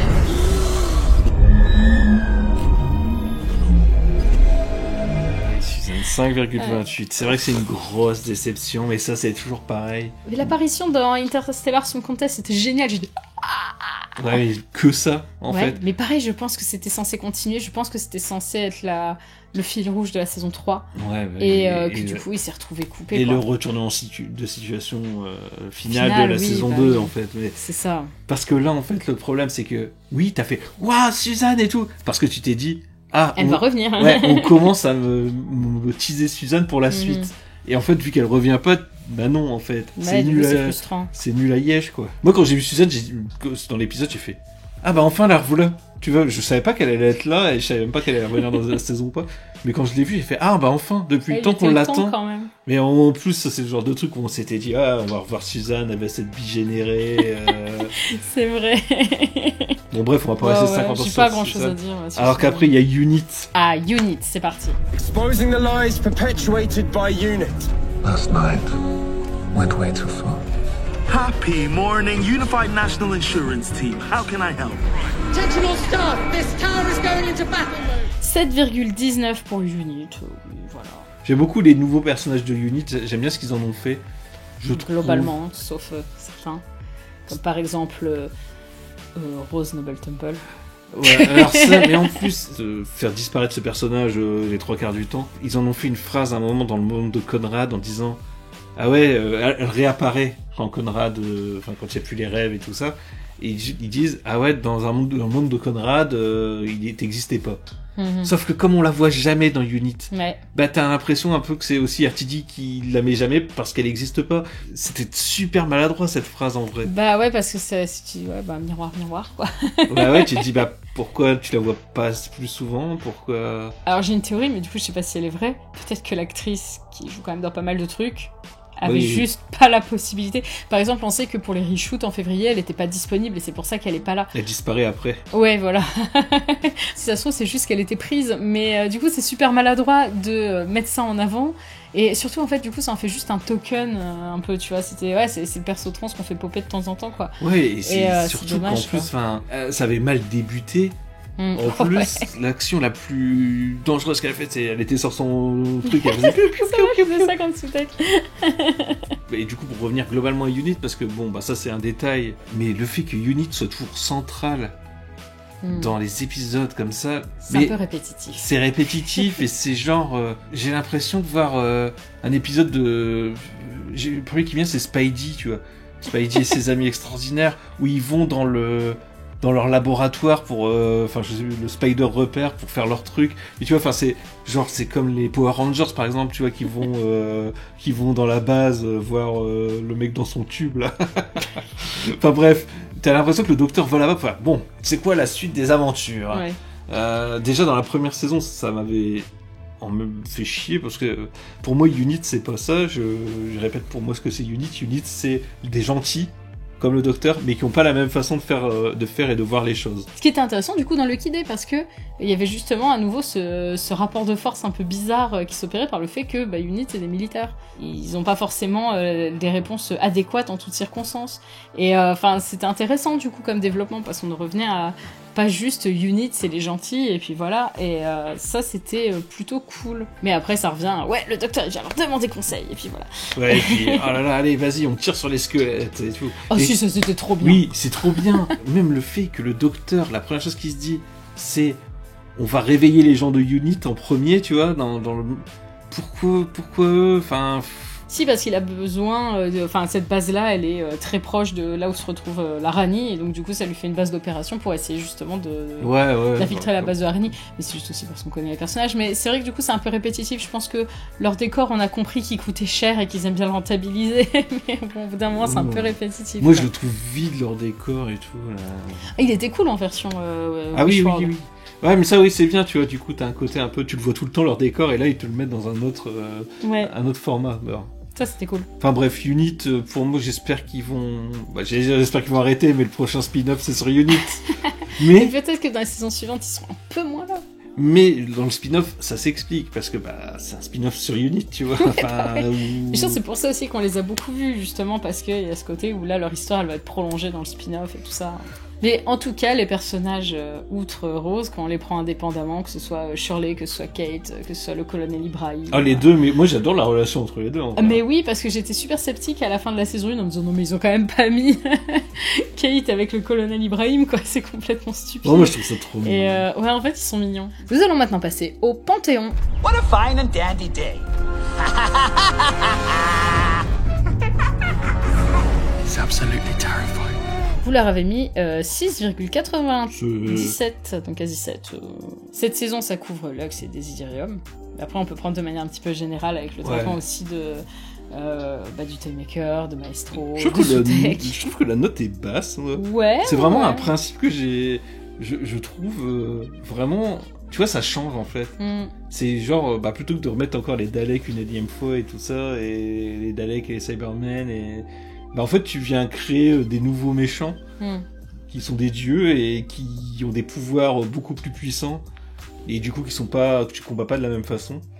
En plus, ils ont tous leur originalité, quoi. Oui, ils sont tous très particuliers. Et je pense qu'on peut encore en créer d'autres, tu vois, qui pourraient être bien aussi. Après, je pense que ça serait bien de les mettre un peu au placard pour un temps, parce qu'on a fait 2 saisons avec eux. Ouais, mais après, c'est tu vois, genre, si t'avais mais si t'avais une saison 3 avec Shootigatois, ça aurait été un peu logique, je pense, de poursuivre ça. Mais là, je pense qu'on en a déjà parlé pas mal. Ils ont déjà pris une place assez importante. Ça serait bien de repasser à autre chose. Alors, en vrai, je t'avoue que j'aimerais bien avoir à nouveau des Daleks et des Cybermen. J'aimerais bien aussi, en vrai, mais c'est bien aussi ce truc... Moi, j'aime bien... On peut y revenir plus tard, tu vois, mais le truc, c'est que j'ai pas non plus envie qu'on s'enferme que là-dedans. Oui, bien sûr, mais après, on s'enferme pas que là-dedans, là. Non, mais c'est vrai qu'il y a ils ont beaucoup quand même une d'épisodes qui importance, tournent, voilà, depuis les 60 ans, c'est non-stop quand même. Hein. Et il y a aussi un autre truc qui serait bien, c'est que d'arrêter de faire que c'est toujours le plus puissant de tous les... Ah ouais, non mais ça faut arrêter. Tous les dieux du Panthéon. Ben, à un moment, ils sont tous puissants. Bah ouais, ils sont tous puissants et il devrait justement y en avoir des moins puissants. Bon, passons à totalement autre chose. Conrad. You're amazing. You've gifted me this moment. Ruby Sunday. Doctor Who was the only one left. Like I wasn't ready for you. 6,86 que vous lui avez mis. Conrad, on en a déjà parlé pas mal quand on parlait des épisodes. C'est un personnage que je trouve que son développement est un peu en dents de scie. Il aurait pu être plus smooth, on va dire. Mais bon, c'est un peu je suis super gentil, là je suis très très méchant, et puis là il est un peu plus mitigé. Mais en soi, je trouve que le personnage est intéressant, j'aime beaucoup son interprétation, et j'ai apprécié en fait sur ce personnage et la manière dont il se fait bolosser pendant cette saison. Donc. C'est le truc que tu disais tout à l'heure, c'est le fait que dans l'épisode dans Lucky Day, ça se trouve un gros méchant qui pense être super fort et tout ça et tout, et qui après du coup dans l'épisode final on lui donne ce qu'il veut, il a le monde de ses rêves, mais ça devient il se tient pas son monde. Déjà son monde se tient pas, mais lui en lui-même, tu vois, c'est devenu un esclave un peu, tu vois, donc ouais, il est pas heureux de faire ce monde-là, il voit même pas à quoi il ressemble ce monde, c'est juste qu'il l'imagine quoi. Et où justement il se sent dépassé en disant mais si je pense pas à tel ou tel truc, ça va se retrouver dévasté, sans que il se rend compte que c'est des responsabilités sur ses épaules. Non, c'est un développement intéressant. Je trouve qu'il est mieux écrit, du coup, dans le final en soi. Il y a plus de nuances. Mais je pense que le fait qu'il soit aussi un peu manichéen, tu vois, dans le Kidé, fait que il marche aussi dans le final, je suis tu vois. Ouais. Donc en soi, c'est un personnage que je trouve plutôt satisfaisant. C'est un personnage que j'ai apprécié cette saison. Enfin, apprécié, c'est un bien grand mot. Apprécié j'ai apprécié le détester. Et bien sûr, si on parle de Conrad, on est obligé de parler de... Ruby. Aliens are real. We all know that. Go to hell. Are you called the Doctor? The gods are full of tricks. Ruby, vous lui Rubignol. C'est pas vrai. C'était ta dernière opportunité de le caler, c'est ça, donc tu l'as remis. Ruby, vous lui avez mis 8, ce qui me semble mérité, parce que vraiment, comme on l'a dit tout à l'heure, c'est le personnage le mieux développé de la saison. On en a déjà beaucoup parlé au final de Ruby. On va pas trop s'arrêter sur Ruby, je pense. Mais... non, en plus c'est vrai que j'ai pas grand chose à rajouter, j'ai vraiment adoré ses performances. Je suis contente qu'on l'ait revu, parce que justement, j'avais un sentiment de trop peu avec ce personnage, et maintenant non. C'est juste, j'aurais aimé que le docteur lui dise au revoir. Est-ce que c'est la compagne préférée de quelqu'un, tu vois? Oui. Peut-être que oui, je pense que oui. Et je pense que maintenant, justement, où elle a eu ce développement beaucoup plus sensible, je pense qu'elle a dû conquérir les cœurs de beaucoup de monde. En fait, elle a un peu ce côté, peut-être Martha, tu vois, où elle a été compagne pendant une période, et en fait, le fait de la revoir plus tard dans d'autres rôles, enfin, qui est pas compagne du docteur, ça la rend, ça creuse le personnage. Il y a peut-être un côté un peu comme ça, mais c'est rigolo du coup qu'en fait, en tant que compagne, elle était sympa, tu vois, enfin, voilà. Mais c'est qu'en n'étant pas compagne, qu'elle devient, qu'elle est vraiment creusée. Plus que ça. Ouais. Et que tu te dis, ah ouais, non, vraiment, elle est bien Ruby, quoi, c'est rigolo. C'est vrai. Le point suivant, c'est la régénération. Oh man, I like this face. Don't want to do this alone. Joy to the world! 7,23, vous avez mis. C'est vrai, on en a parlé tout à l'heure déjà. On a déjà parlé pas mal aussi, donc on va pas trop s'apesantir dessus. Mais c'est vrai que de toute façon, en parlant des épisodes, forcément, on parle de ce genre de points. La régénération, elle était très jolie. Je pense que tu as 7,23, je trouve que c'est plutôt pas mal parce que t'as vraiment ce côté de c'était une très belle régénération. C'était émouvant, mais en même temps, ce sera pas la régénération la plus marquante qui soit. Mais bon, voilà, après, elles peuvent pas toutes être au niveau de Power of the Doctor ou de Twice Upon a Time ou ce que tu veux. Au moins, c'était pas une bigénération. Au moins, c'était pas une bigénération. Moi, j'ai un peu peur avec les régénérations. Enfin, tu vois, je sais pas ce qui va se passer dans le futur, mais la régénération, c'est quelque chose de fort, tu vois, dans Doctor Who, c'est quelque chose qui arrive une fois de temps en temps et tout, et j'ai un peu peur que ça devienne un peu genre j'en fais ce que je veux. Alors j'ai pas blâmé RTD, même si je le blâme totalement là, mais tu vois, c'est genre j'ai envie de faire une régénération 17, 18, 19e Docteur, enfin bref, ça va aller super vite, on fait plein de régénérations à la suite. J'aimais bien moi je trouve qu'elles sont trop proches, les régénérations en ce moment. Il y a beaucoup de gens qui voulaient pas faire une régénération surprise, qui voulaient une régénération surprise et qui l'ont eu et qui ont été déçus. Et je Maintenant, je comprends, tu vois. Je comprenais pas trop pourquoi. Maintenant, je comprends pourquoi une régénération de surprise, bah, ça plaît pas tant que ça, quoi. Bah, j'espère vraiment que les prochaines seront plus espacées. Ouais. C'est pour ça que dire Billie Piper, ça va être un docteur pour 3 épisodes, tu vois, ça m'embête un peu. Parce que je me dis, ça veut dire réavoir une régénération derrière enfin. Ouais, je voudrais quelque chose de plus durable, quoi. Ça me manque d'avoir vraiment le temps de t'accrocher au docteur sur la durée. Et donc, le nouveau docteur. 6,14. C'est très mitigé. Hein, ouais, on commençait pas si ça va être un docteur normal ou pas. Comme il y a aussi beaucoup de gens qui n'aiment pas Rose, ou même qui n'aiment pas Billie Piper, et tout. Du coup, forcément, ça a beaucoup critiqué à ce niveau-là. Il y a beaucoup de gens qui, du coup, sont un peu mitigés par rapport à ça. Et puis, comme tu disais, le fait que ce soit la régénération surprise de ne pas avoir pu se préparer au fait qu'elle débarquait, c'est vrai qu'il y a beaucoup de gens qui sont un peu en retrait pour le moment sur ce docteur-là. Pareil. J'attends de voir, en fait. Je suis absolument pas hostile au fait que ce soit Billie Piper. J'aime beaucoup Billie Piper. Elle m'est très sympathique. Je pense qu'elle pourrait faire un très bon docteur, mais ouais, j'aimerais que ce soit pas juste un docteur intermittent, quoi. Pour l'instant, c'est mal barré, parce que la seule image qu'on a d'elle, c'est elle incrustée un peu bizarrement sur le corps de Chutigato, j'ai l'impression, avec sa tête qui ressort comme ça, avec son grand sourire, là. Bon, c'est mal barré pour elle, ça commence pas super bien. Les reshoots, ils ont fait en février, ils l'ont fait encore entre-temps. Je pense que c'est une décision qui a été faite assez vite. C'est pour ça que je pense quand même que ça va être un docteur de transition, mais ça m'embêterait, parce que j'ai envie de voir ce qu'elle donne sur quelque chose de plus long que juste 2-3 épisodes. Mais en même temps, je pense quand même que ça va être un docteur pour l'année 2026, histoire d'avoir quelques épisodes pour attendre la saison en 2027. Je pense que ça va être ça.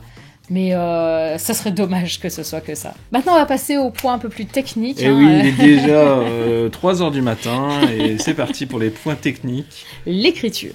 I am not real. My life is fictional. And you sit and you watch me on the TV. 7,04, tu vois, c'est quand même plutôt pas mal en vrai.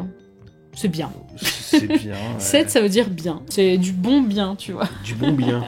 Bon, c'est bien, ouais. Voilà, c'est cool. Après, 8, c'est très bien. Ouais, là, c'est 9, ça. Excellent. Enfin, tu peux pas faire plus que 9, souvent, c'est difficile. Oui, c'est dur d'aller faire au-dessus de 9. Mais non, 7, c'est correct. Je pense qu'en effet, ça convient plutôt bien. De toute façon, c'est une saison à laquelle on a mis 7 à quasi tout. Moi, je pense, comme je disais tout à l'heure, que t'as des problèmes de cohérence qui fait que les épisodes sont plutôt bien écrits.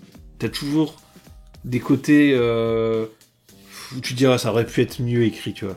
La cohérence, tiens, je vais juste donner la note de cohérence parce que c'est un point un peu plus loin, mais vu qu'on est en train de parler des deux en même temps, 6,91, donc on est très proche. Parce que bon, il y a les reshoots, d'accord, tout ça, mais il y a beaucoup de choses aussi où il manque un peu de cohérence, où le docteur est d'une manière, qu'il est plus d'après, enfin tu vois. Et le tout en voulant garder quand même une cohérence avec ce qui s'est fait avant. Ouais, c'est un peu le cul entre deux chaises. Ouais, c'est ça. Ouais. Qui pour dire ça, mais je trouve que ce qu'ils auraient dû faire avec cette saison 1 et cette saison 2 là, c'est de repartir sur des bases où vraiment tu ne prends plus trop, enfin c'est pas que tu prends plus en compte, tu prends en compte ce qui s'est passé avant, mais t'arrêtes de le référencer tout le temps en fait. Bah ouais, c'est un peu ça, c'est que on n'a pas les Daleks, on n'a pas les Cybermen et compagnie, mais à côté de ça on va aller nous référencer la Rani, et puis Sutek, et puis Omega, et puis machin. Et puis revoir les têtes des docteurs tout le temps, tu vois, enfin, ça c'est le truc qui me...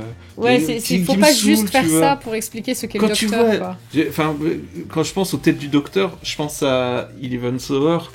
Tu vois, qui est vraiment... c'était très fort, ouais. C'était super fort. Aujourd'hui, quand tu vois les têtes de tous les docteurs, tu fais « Ah, tiens, encore une fois, encore eux !» Mais genre, même sur Rogue, c'était pertinent, parce que c'était la première fois sur Disney+, que ça se produisait, et que comme ça, c'était un moyen de montrer, justement, les différentes têtes du docteur. Ça, c'était assez logique. Moi, il y a un truc que j'ai aimé dans l'écriture, c'est le fait que ce soit quand même un peu plus délégué que l'année dernière. Ouais. C'est moins Russell T. Davies, et ça se sent. Parce que du coup, on a des trucs un peu plus... j'ai envie de dire originaux, c'est des styles différents. Ouais, parce qu'en fait c'est pas tellement vrai, parce que quand tu vois des épisodes, certains épisodes de la saison dernière étaient tout à fait surprenants aussi, et pourtant c'est pas lui qui les a écrits, quoi. Et puis Lux, oui, c'est écrit par lui, donc ouais, ça veut pas dire grand chose que je veux dire, mais en fait le fait d'avoir laissé plus de scénaristes s'exprimer, ça donne une variété. Alors c'est pas forcément bon pour la cohérence, parce que du coup tous les épisodes sont très différents, mais en tout cas on a une variété, on a un beau panel de ce que Doctor Who peut proposer, et je trouve que ça c'est une force de la saison. Et je trouve que c'était déjà une force de la saison 1, alors que pourtant il avait beaucoup écrit dessus, mais là en tout cas on sent que il y a plus de gens qui ont travaillé sur cette écriture. Et ça donne une saison plus riche que la saison 1. Et j'espère que ça va continuer dans ce sens-là, en fait, qui va laisser écrire des gens. Parce qu'en plus, il faut aussi que les gens qui ont déjà écrit continuent d'écrire, que des nouvelles personnes essayent, tu vois, qui viennent juste pour un épisode.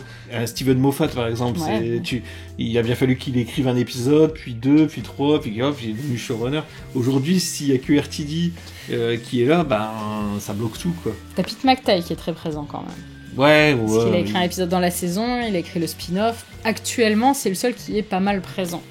Mais tu vois, par exemple, j'aimerais bien avoir Juno Dawson qui revient à écrire un épisode, ou même Inwa Adams. J'aimerais bien aussi, parce que tu vois, les deux ont des défauts, je trouve, dans leur, que ce soit dans l'écriture, dans la réal et tout.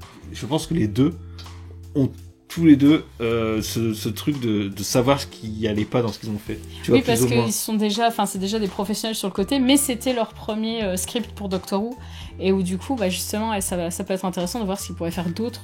Et à partir du moment où tu sais déjà ce que tu te dis, ça j'aurais peut-être pas dû faire comme ça et tout, du coup quand tu reviens avec un nouveau script, tu as corrigé ces erreurs-là, et je pense que ça peut tout de suite être mieux, tu vois, et tu t'améliores petit à petit comme ça. Et j'aimerais bien aussi voir des nouvelles personnes ou des anciens qui reviennent, tu vois ça. Dans ce cas-là, il faut plus d'épisodes dans la saison, parce que sinon forcément t'es limité. Maintenant parlons de la réalisation.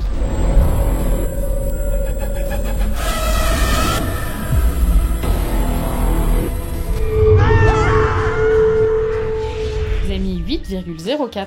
Elle était bien dans l'ensemble. Ouais, je veux dire, les effets spéciaux sont... Ça, c'est plus loin, là, les effets spéciaux. Ah, d'accord, avant, la réal, d'accord. Vraiment dans les questions de rythme, les scènes un peu particulières. Il y avait plein de surprises au niveau de la réal qui étaient vachement bien. J'ai l'impression de toujours dire juste, c'était bien. c'est super. C'était bien. Quand tu parles pendant 3 heures comme ça, au bout d'un moment, tu te dis, j'arrête pas de répéter la même chose. Est-ce que j'avais dit que c'était bien ou pas encore, tu vois? Je vais peut-être le redire pour être sûr. Mais est-ce que j'ai dit que c'était bien, mais de cette façon-là et pas de cette façon-là? Non, mais la réalisation, ça nous a proposé quand même des choses assez originales. On a parlé de Robot Revolution qui avait des scènes assez particulières. On avait aussi sur Story and the Engine. On avait comme ça plusieurs épisodes qui ont tenté des trucs assez ingénieux. Et c'était assez rafraîchissant, c'était cool. On a pareil eu des nouveaux réalisateurs sur la série, et c'est chouette aussi parce que du coup on voit des styles différents de ce qu'on a l'habitude de voir, et c'est cool aussi. Et voilà, c'est cool. Cool, bien, c'est bien, c'est cool. J'aimerais bien compter le nombre de fois, on va pas le faire parce que c'est trop long, mais j'aimerais bien compter le nombre de fois on a dit cool et bien. Ouais. Les mots les moins riches de la langue française. Quoi. Les mots les plus fades possibles. Ouais. Mais j'ai un truc parce que je sais pas quand on parlait. J'ai parlé des têtes de docteur qui m'énervent. Il y a autre chose. T'en as déjà parlé plein de fois des têtes de docteur. Oui, bon, j'arrête de parler des têtes de docteur, d'accord. Ok. Je parle d'autre chose. Les flashbacks. Avec les... Mais qu'est-ce que ça m'a énervé aussi. Et au moins, c'est de la cohérence de saison, il y en a eu tout le temps. Ah ouais, c'est vrai qu'à chaque fois, il en remettait. Et hop, que je te mette la Rani.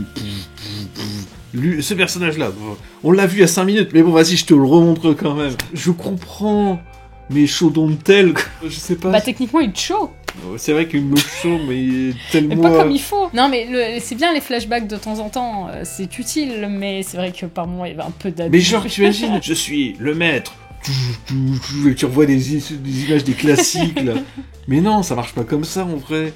En vrai, tu dis je suis la Rani, et puis tu dis quitter, quoi. T'as pas besoin de revoir des anciennes images de la Rani. Les gens vont les regarder après sur internet, quoi. Ouais, t'as pas besoin de savoir le look d'avant. Tu vois, par exemple, Omega. Quand ils nous ont parlé d'Omega, là, on l'a pas revu. On a entendu quand même des voix d'Omega, tu vois, mais je crois pas qu'ils aient remontré des images. Il y a pas d'image d'Omega à un moment? Je suis pas sûre. Non, peut-être pas. Ils ont pas osé remettre la tête de poulet, je pense. Et ça, quand même. C'est dommage. Hein. Alors, passons à la musique. Oui, la musique.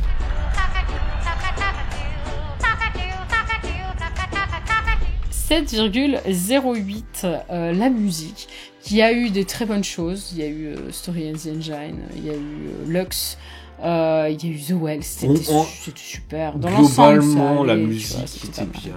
Quoi. C'était bien, mais je trouve qu'il y a eu une surutilisation d'anciens thèmes complètement hors sujet. Et ça m'a surtout perturbée sur un épisode comme Reality War. Et j'ai pas du tout aimé la musique d'Interstellar sans conteste. Mais de manière générale, j'avoue que la musique, elle était quand même cool. Genre dans The Well... cool. Cool, ouais. Elle était bien, tu veux dire. Elle était correcte. Non, mais dans The Well, par exemple, elle était vraiment anxiogène comme il fallait. Dans Story and the Engine, elle aidait beaucoup à l'immersion. Enfin, oui, non, globalement, c'est du bon cru. En fait, c'est vrai que c'est surtout les musiques existantes qui ont été reprises tu te demandes un peu pourquoi faire ça, quoi. Est-ce que c'est nécessaire ? Peut-être pas le budget pour tout faire, je sais pas. Moi, je pense surtout c'était c'est Doctor Who, donc on va remettre les musiques de Doctor Who un peu réorchestrées, voilà. Ça vient celle-là, ouais, peut-être. Je pense que c'est juste ça.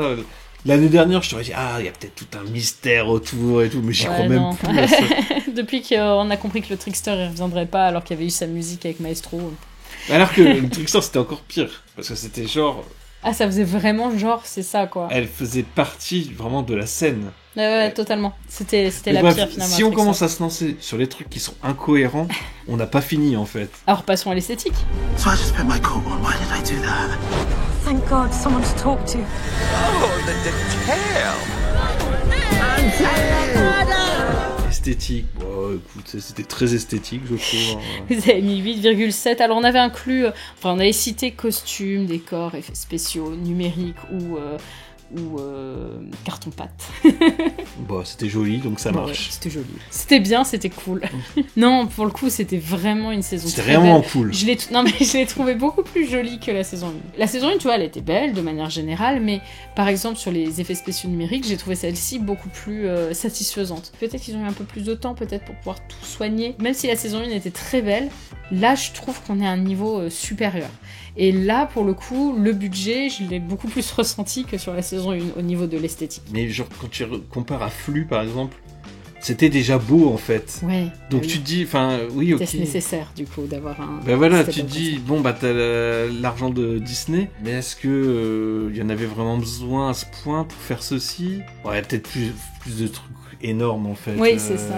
Les décors sont beaucoup plus grands, et donc je pense qu'ils pourraient pas faire des décors aussi gros sans cet argent-là. Ouais. Mais il y a eu un soin tout particulier à essayer d'avoir un maximum de maquillage, de prothèses, et ça c'est quand même cool, parce que ça fait vraiment partie de l'âme de Doctor Who, et justement en ayant beaucoup de budget ils auraient pu l'effacer.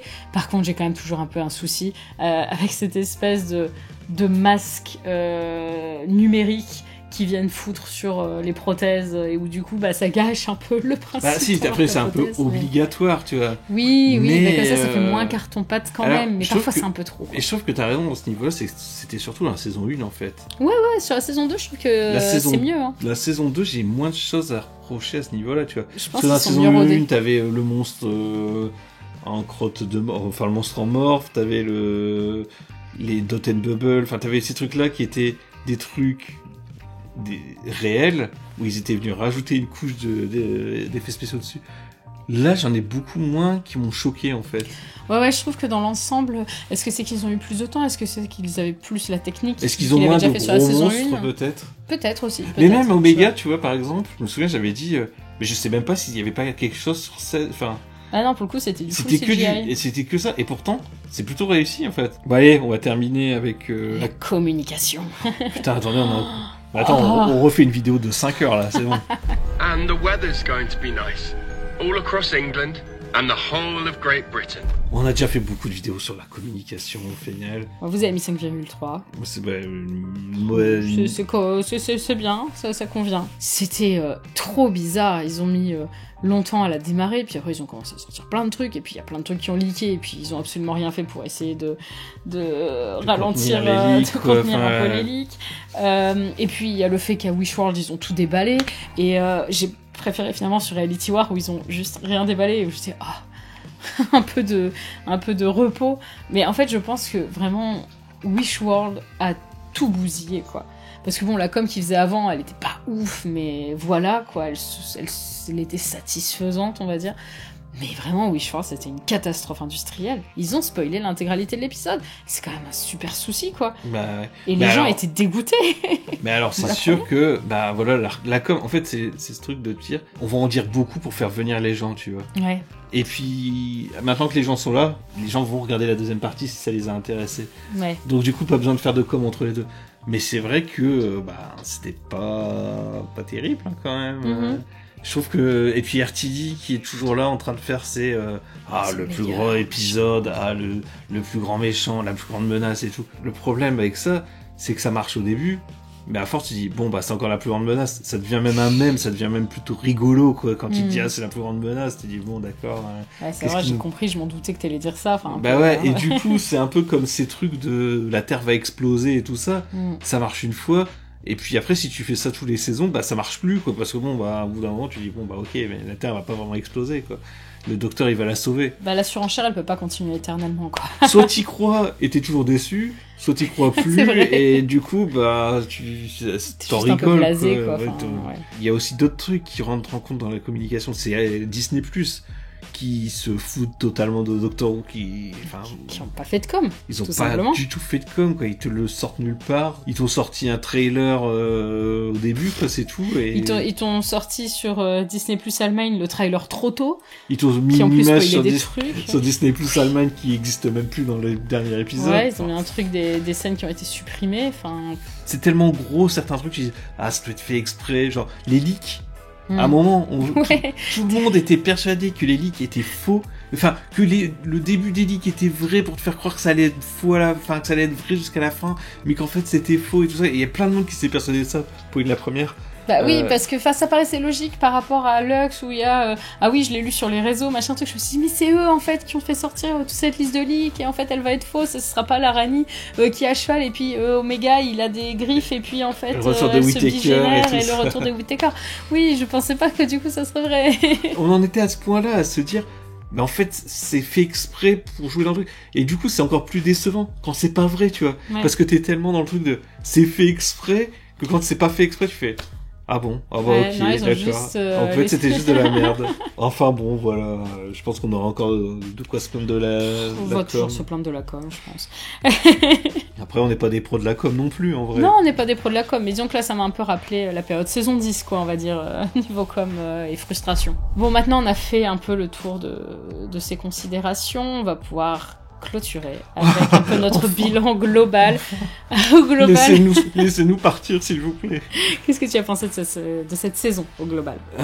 Au global, je suis déçu. C'est vrai ? Non, pas du tout. C'était bien.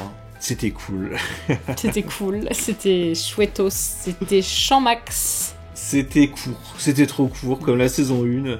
On peut même parler maintenant de l'ère Gatwa, du coup, plus globalement, c'était trop court. C'était trop court. Des pépites. Les épisodes avaient une meilleure longueur.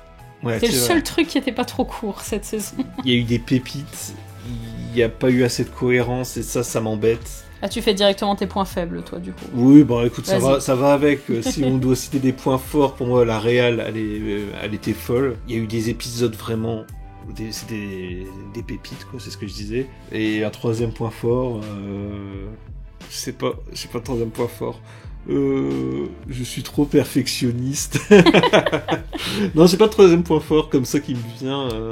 Tu veux que je dise le mien ? Vas-y, dis les tiens, je t'en pique rien. Alors pour moi, les points faibles, il y a eu la communication. Ah oui, mais tu commences par les points faibles. Oui, pour commencer par les points faibles. La communication, c'était vraiment le point noir. Je suis d'accord. Ensuite, il y a eu quoi d'autre comme point faible ? Moi, je dirais la cohérence globale. Ouais. Moi, je dirais l'arc Belinda. L'arc Belinda, c'était une catastrophe industrielle aussi. Troisième point faible, que ce soit trop court. Dans les points forts, Ruby qui m'a surprise. Parce que je dirais bien le docteur, mais le docteur, il était génial sur les 2 saisons. Mais tu vois, Ruby, je trouve qu'il y a vraiment eu une plus-value, tu vois, par rapport à la première saison. Le fait que ce soit magnifique. C'était très très beau. C'était une saison sublime. Et la diversité des épisodes. J'aurais aimé qu'il y en ait plus, mais ceux qu'on a eu montre une palette très diverse avec des auteurs très différents et c'était très intéressant justement. Intéressant aussi que je dis beaucoup. C'était chouette, c'était cool, c'était intéressant, c'était bien. Je retiendrai aussi de cette saison un peu une occasion gâchée un peu de... En fait, il y a eu des épisodes tellement bien. Au début de la saison, tout le monde était à fond, tout le monde était là, waouh, c'est vraiment génial, ça va être parfait et tout. Ça va être ma saison préférée. Ça va être ma saison préférée et ça part dans tous les sens et au final, il y a rien de résolu. Tu dis, ah, tiens, ça serait une bonne idée, et puis en fait, après, il oublie, il fait une bigénération, c'est plus la même chose la deuxième bigénération. Tu vois, tous ces trucs-là qui gâchent l'expérience globale et qui fait que les gens retiennent que ça au final. Le fait qu'il ait dû rajouter 20 minutes à la saison pour la conclure d'une façon qui n'était pas prévue. Donc... Ça, c'est pas de sa faute. Non, je dis pas que c'est de sa faute. Je dis juste que c'est une occasion manquée, tu vois, un peu. Ouais, bah oui, parce qu'on sent que du coup, on était censé aller beaucoup plus loin et que, ça ne sera pas le cas. Parce que si ça tombe les choses où aujourd'hui on se dit, mais pourquoi ça? Peut-être que la saison 3 aurait encore apporté des nouvelles réponses. C'est sûr. Moi, je suis à peu près persuadé qu'on aurait encore eu des réponses sur Ruby, sur son père, sur des trucs dans ce style. Sur Suzanne, sur Poppy. Sur Belinda. Et après, ça sert à rien non plus de trop se morfondre sur un futur qu'on aurait pu avoir et que finalement on n'aura jamais, tu vois. C'est une déception. T'as ce côté un peu... La saison était bien, j'ose le dire, bien. Bien. C'est dommage qu'elle n'ait pas été mieux. Ouais, je suis d'accord. C'est une très belle façon de conclure. Tu sais que c'est une des saisons qu'on a le mieux noté depuis le début de HO. Mais ça me choque pas parce que les épisodes sont vraiment qualitatifs. Non mais la saison la mieux notée c'est la saison 13 avec 8. Après c'est la saison... Il y avait très peu d'épisodes donc bon... Ouais mais là il y a très peu d'épisodes aussi. Oui c'est vrai. Mais t'avais de la cohérence dans flux. Saison 12, on avait mis 7,7, et après, c'est celle-ci avec 7,6. Et après, c'est la saison 9 avec 7,5, mais là, il y avait plus d'épisodes, donc par contre, forcément, ça fait une moyenne... T'en as qui font baisser, en fait, obligatoirement. C'est ça. C'était une bonne saison. On devrait mettre ça comme titre. Bien et cool. Une saison bien et cool, ouais, tu vois. Oh là là, ça va faire cliquer, ça, dis donc. Une saison bien et cool, point d'interrogation. Une saison pas bien et pas cool. Bref, là, je pense qu'il est temps qu'on conclue. Ouais, parce que c'est bizarre, ça y est, c'est la fin. Il est temps d'aller dormir, surtout.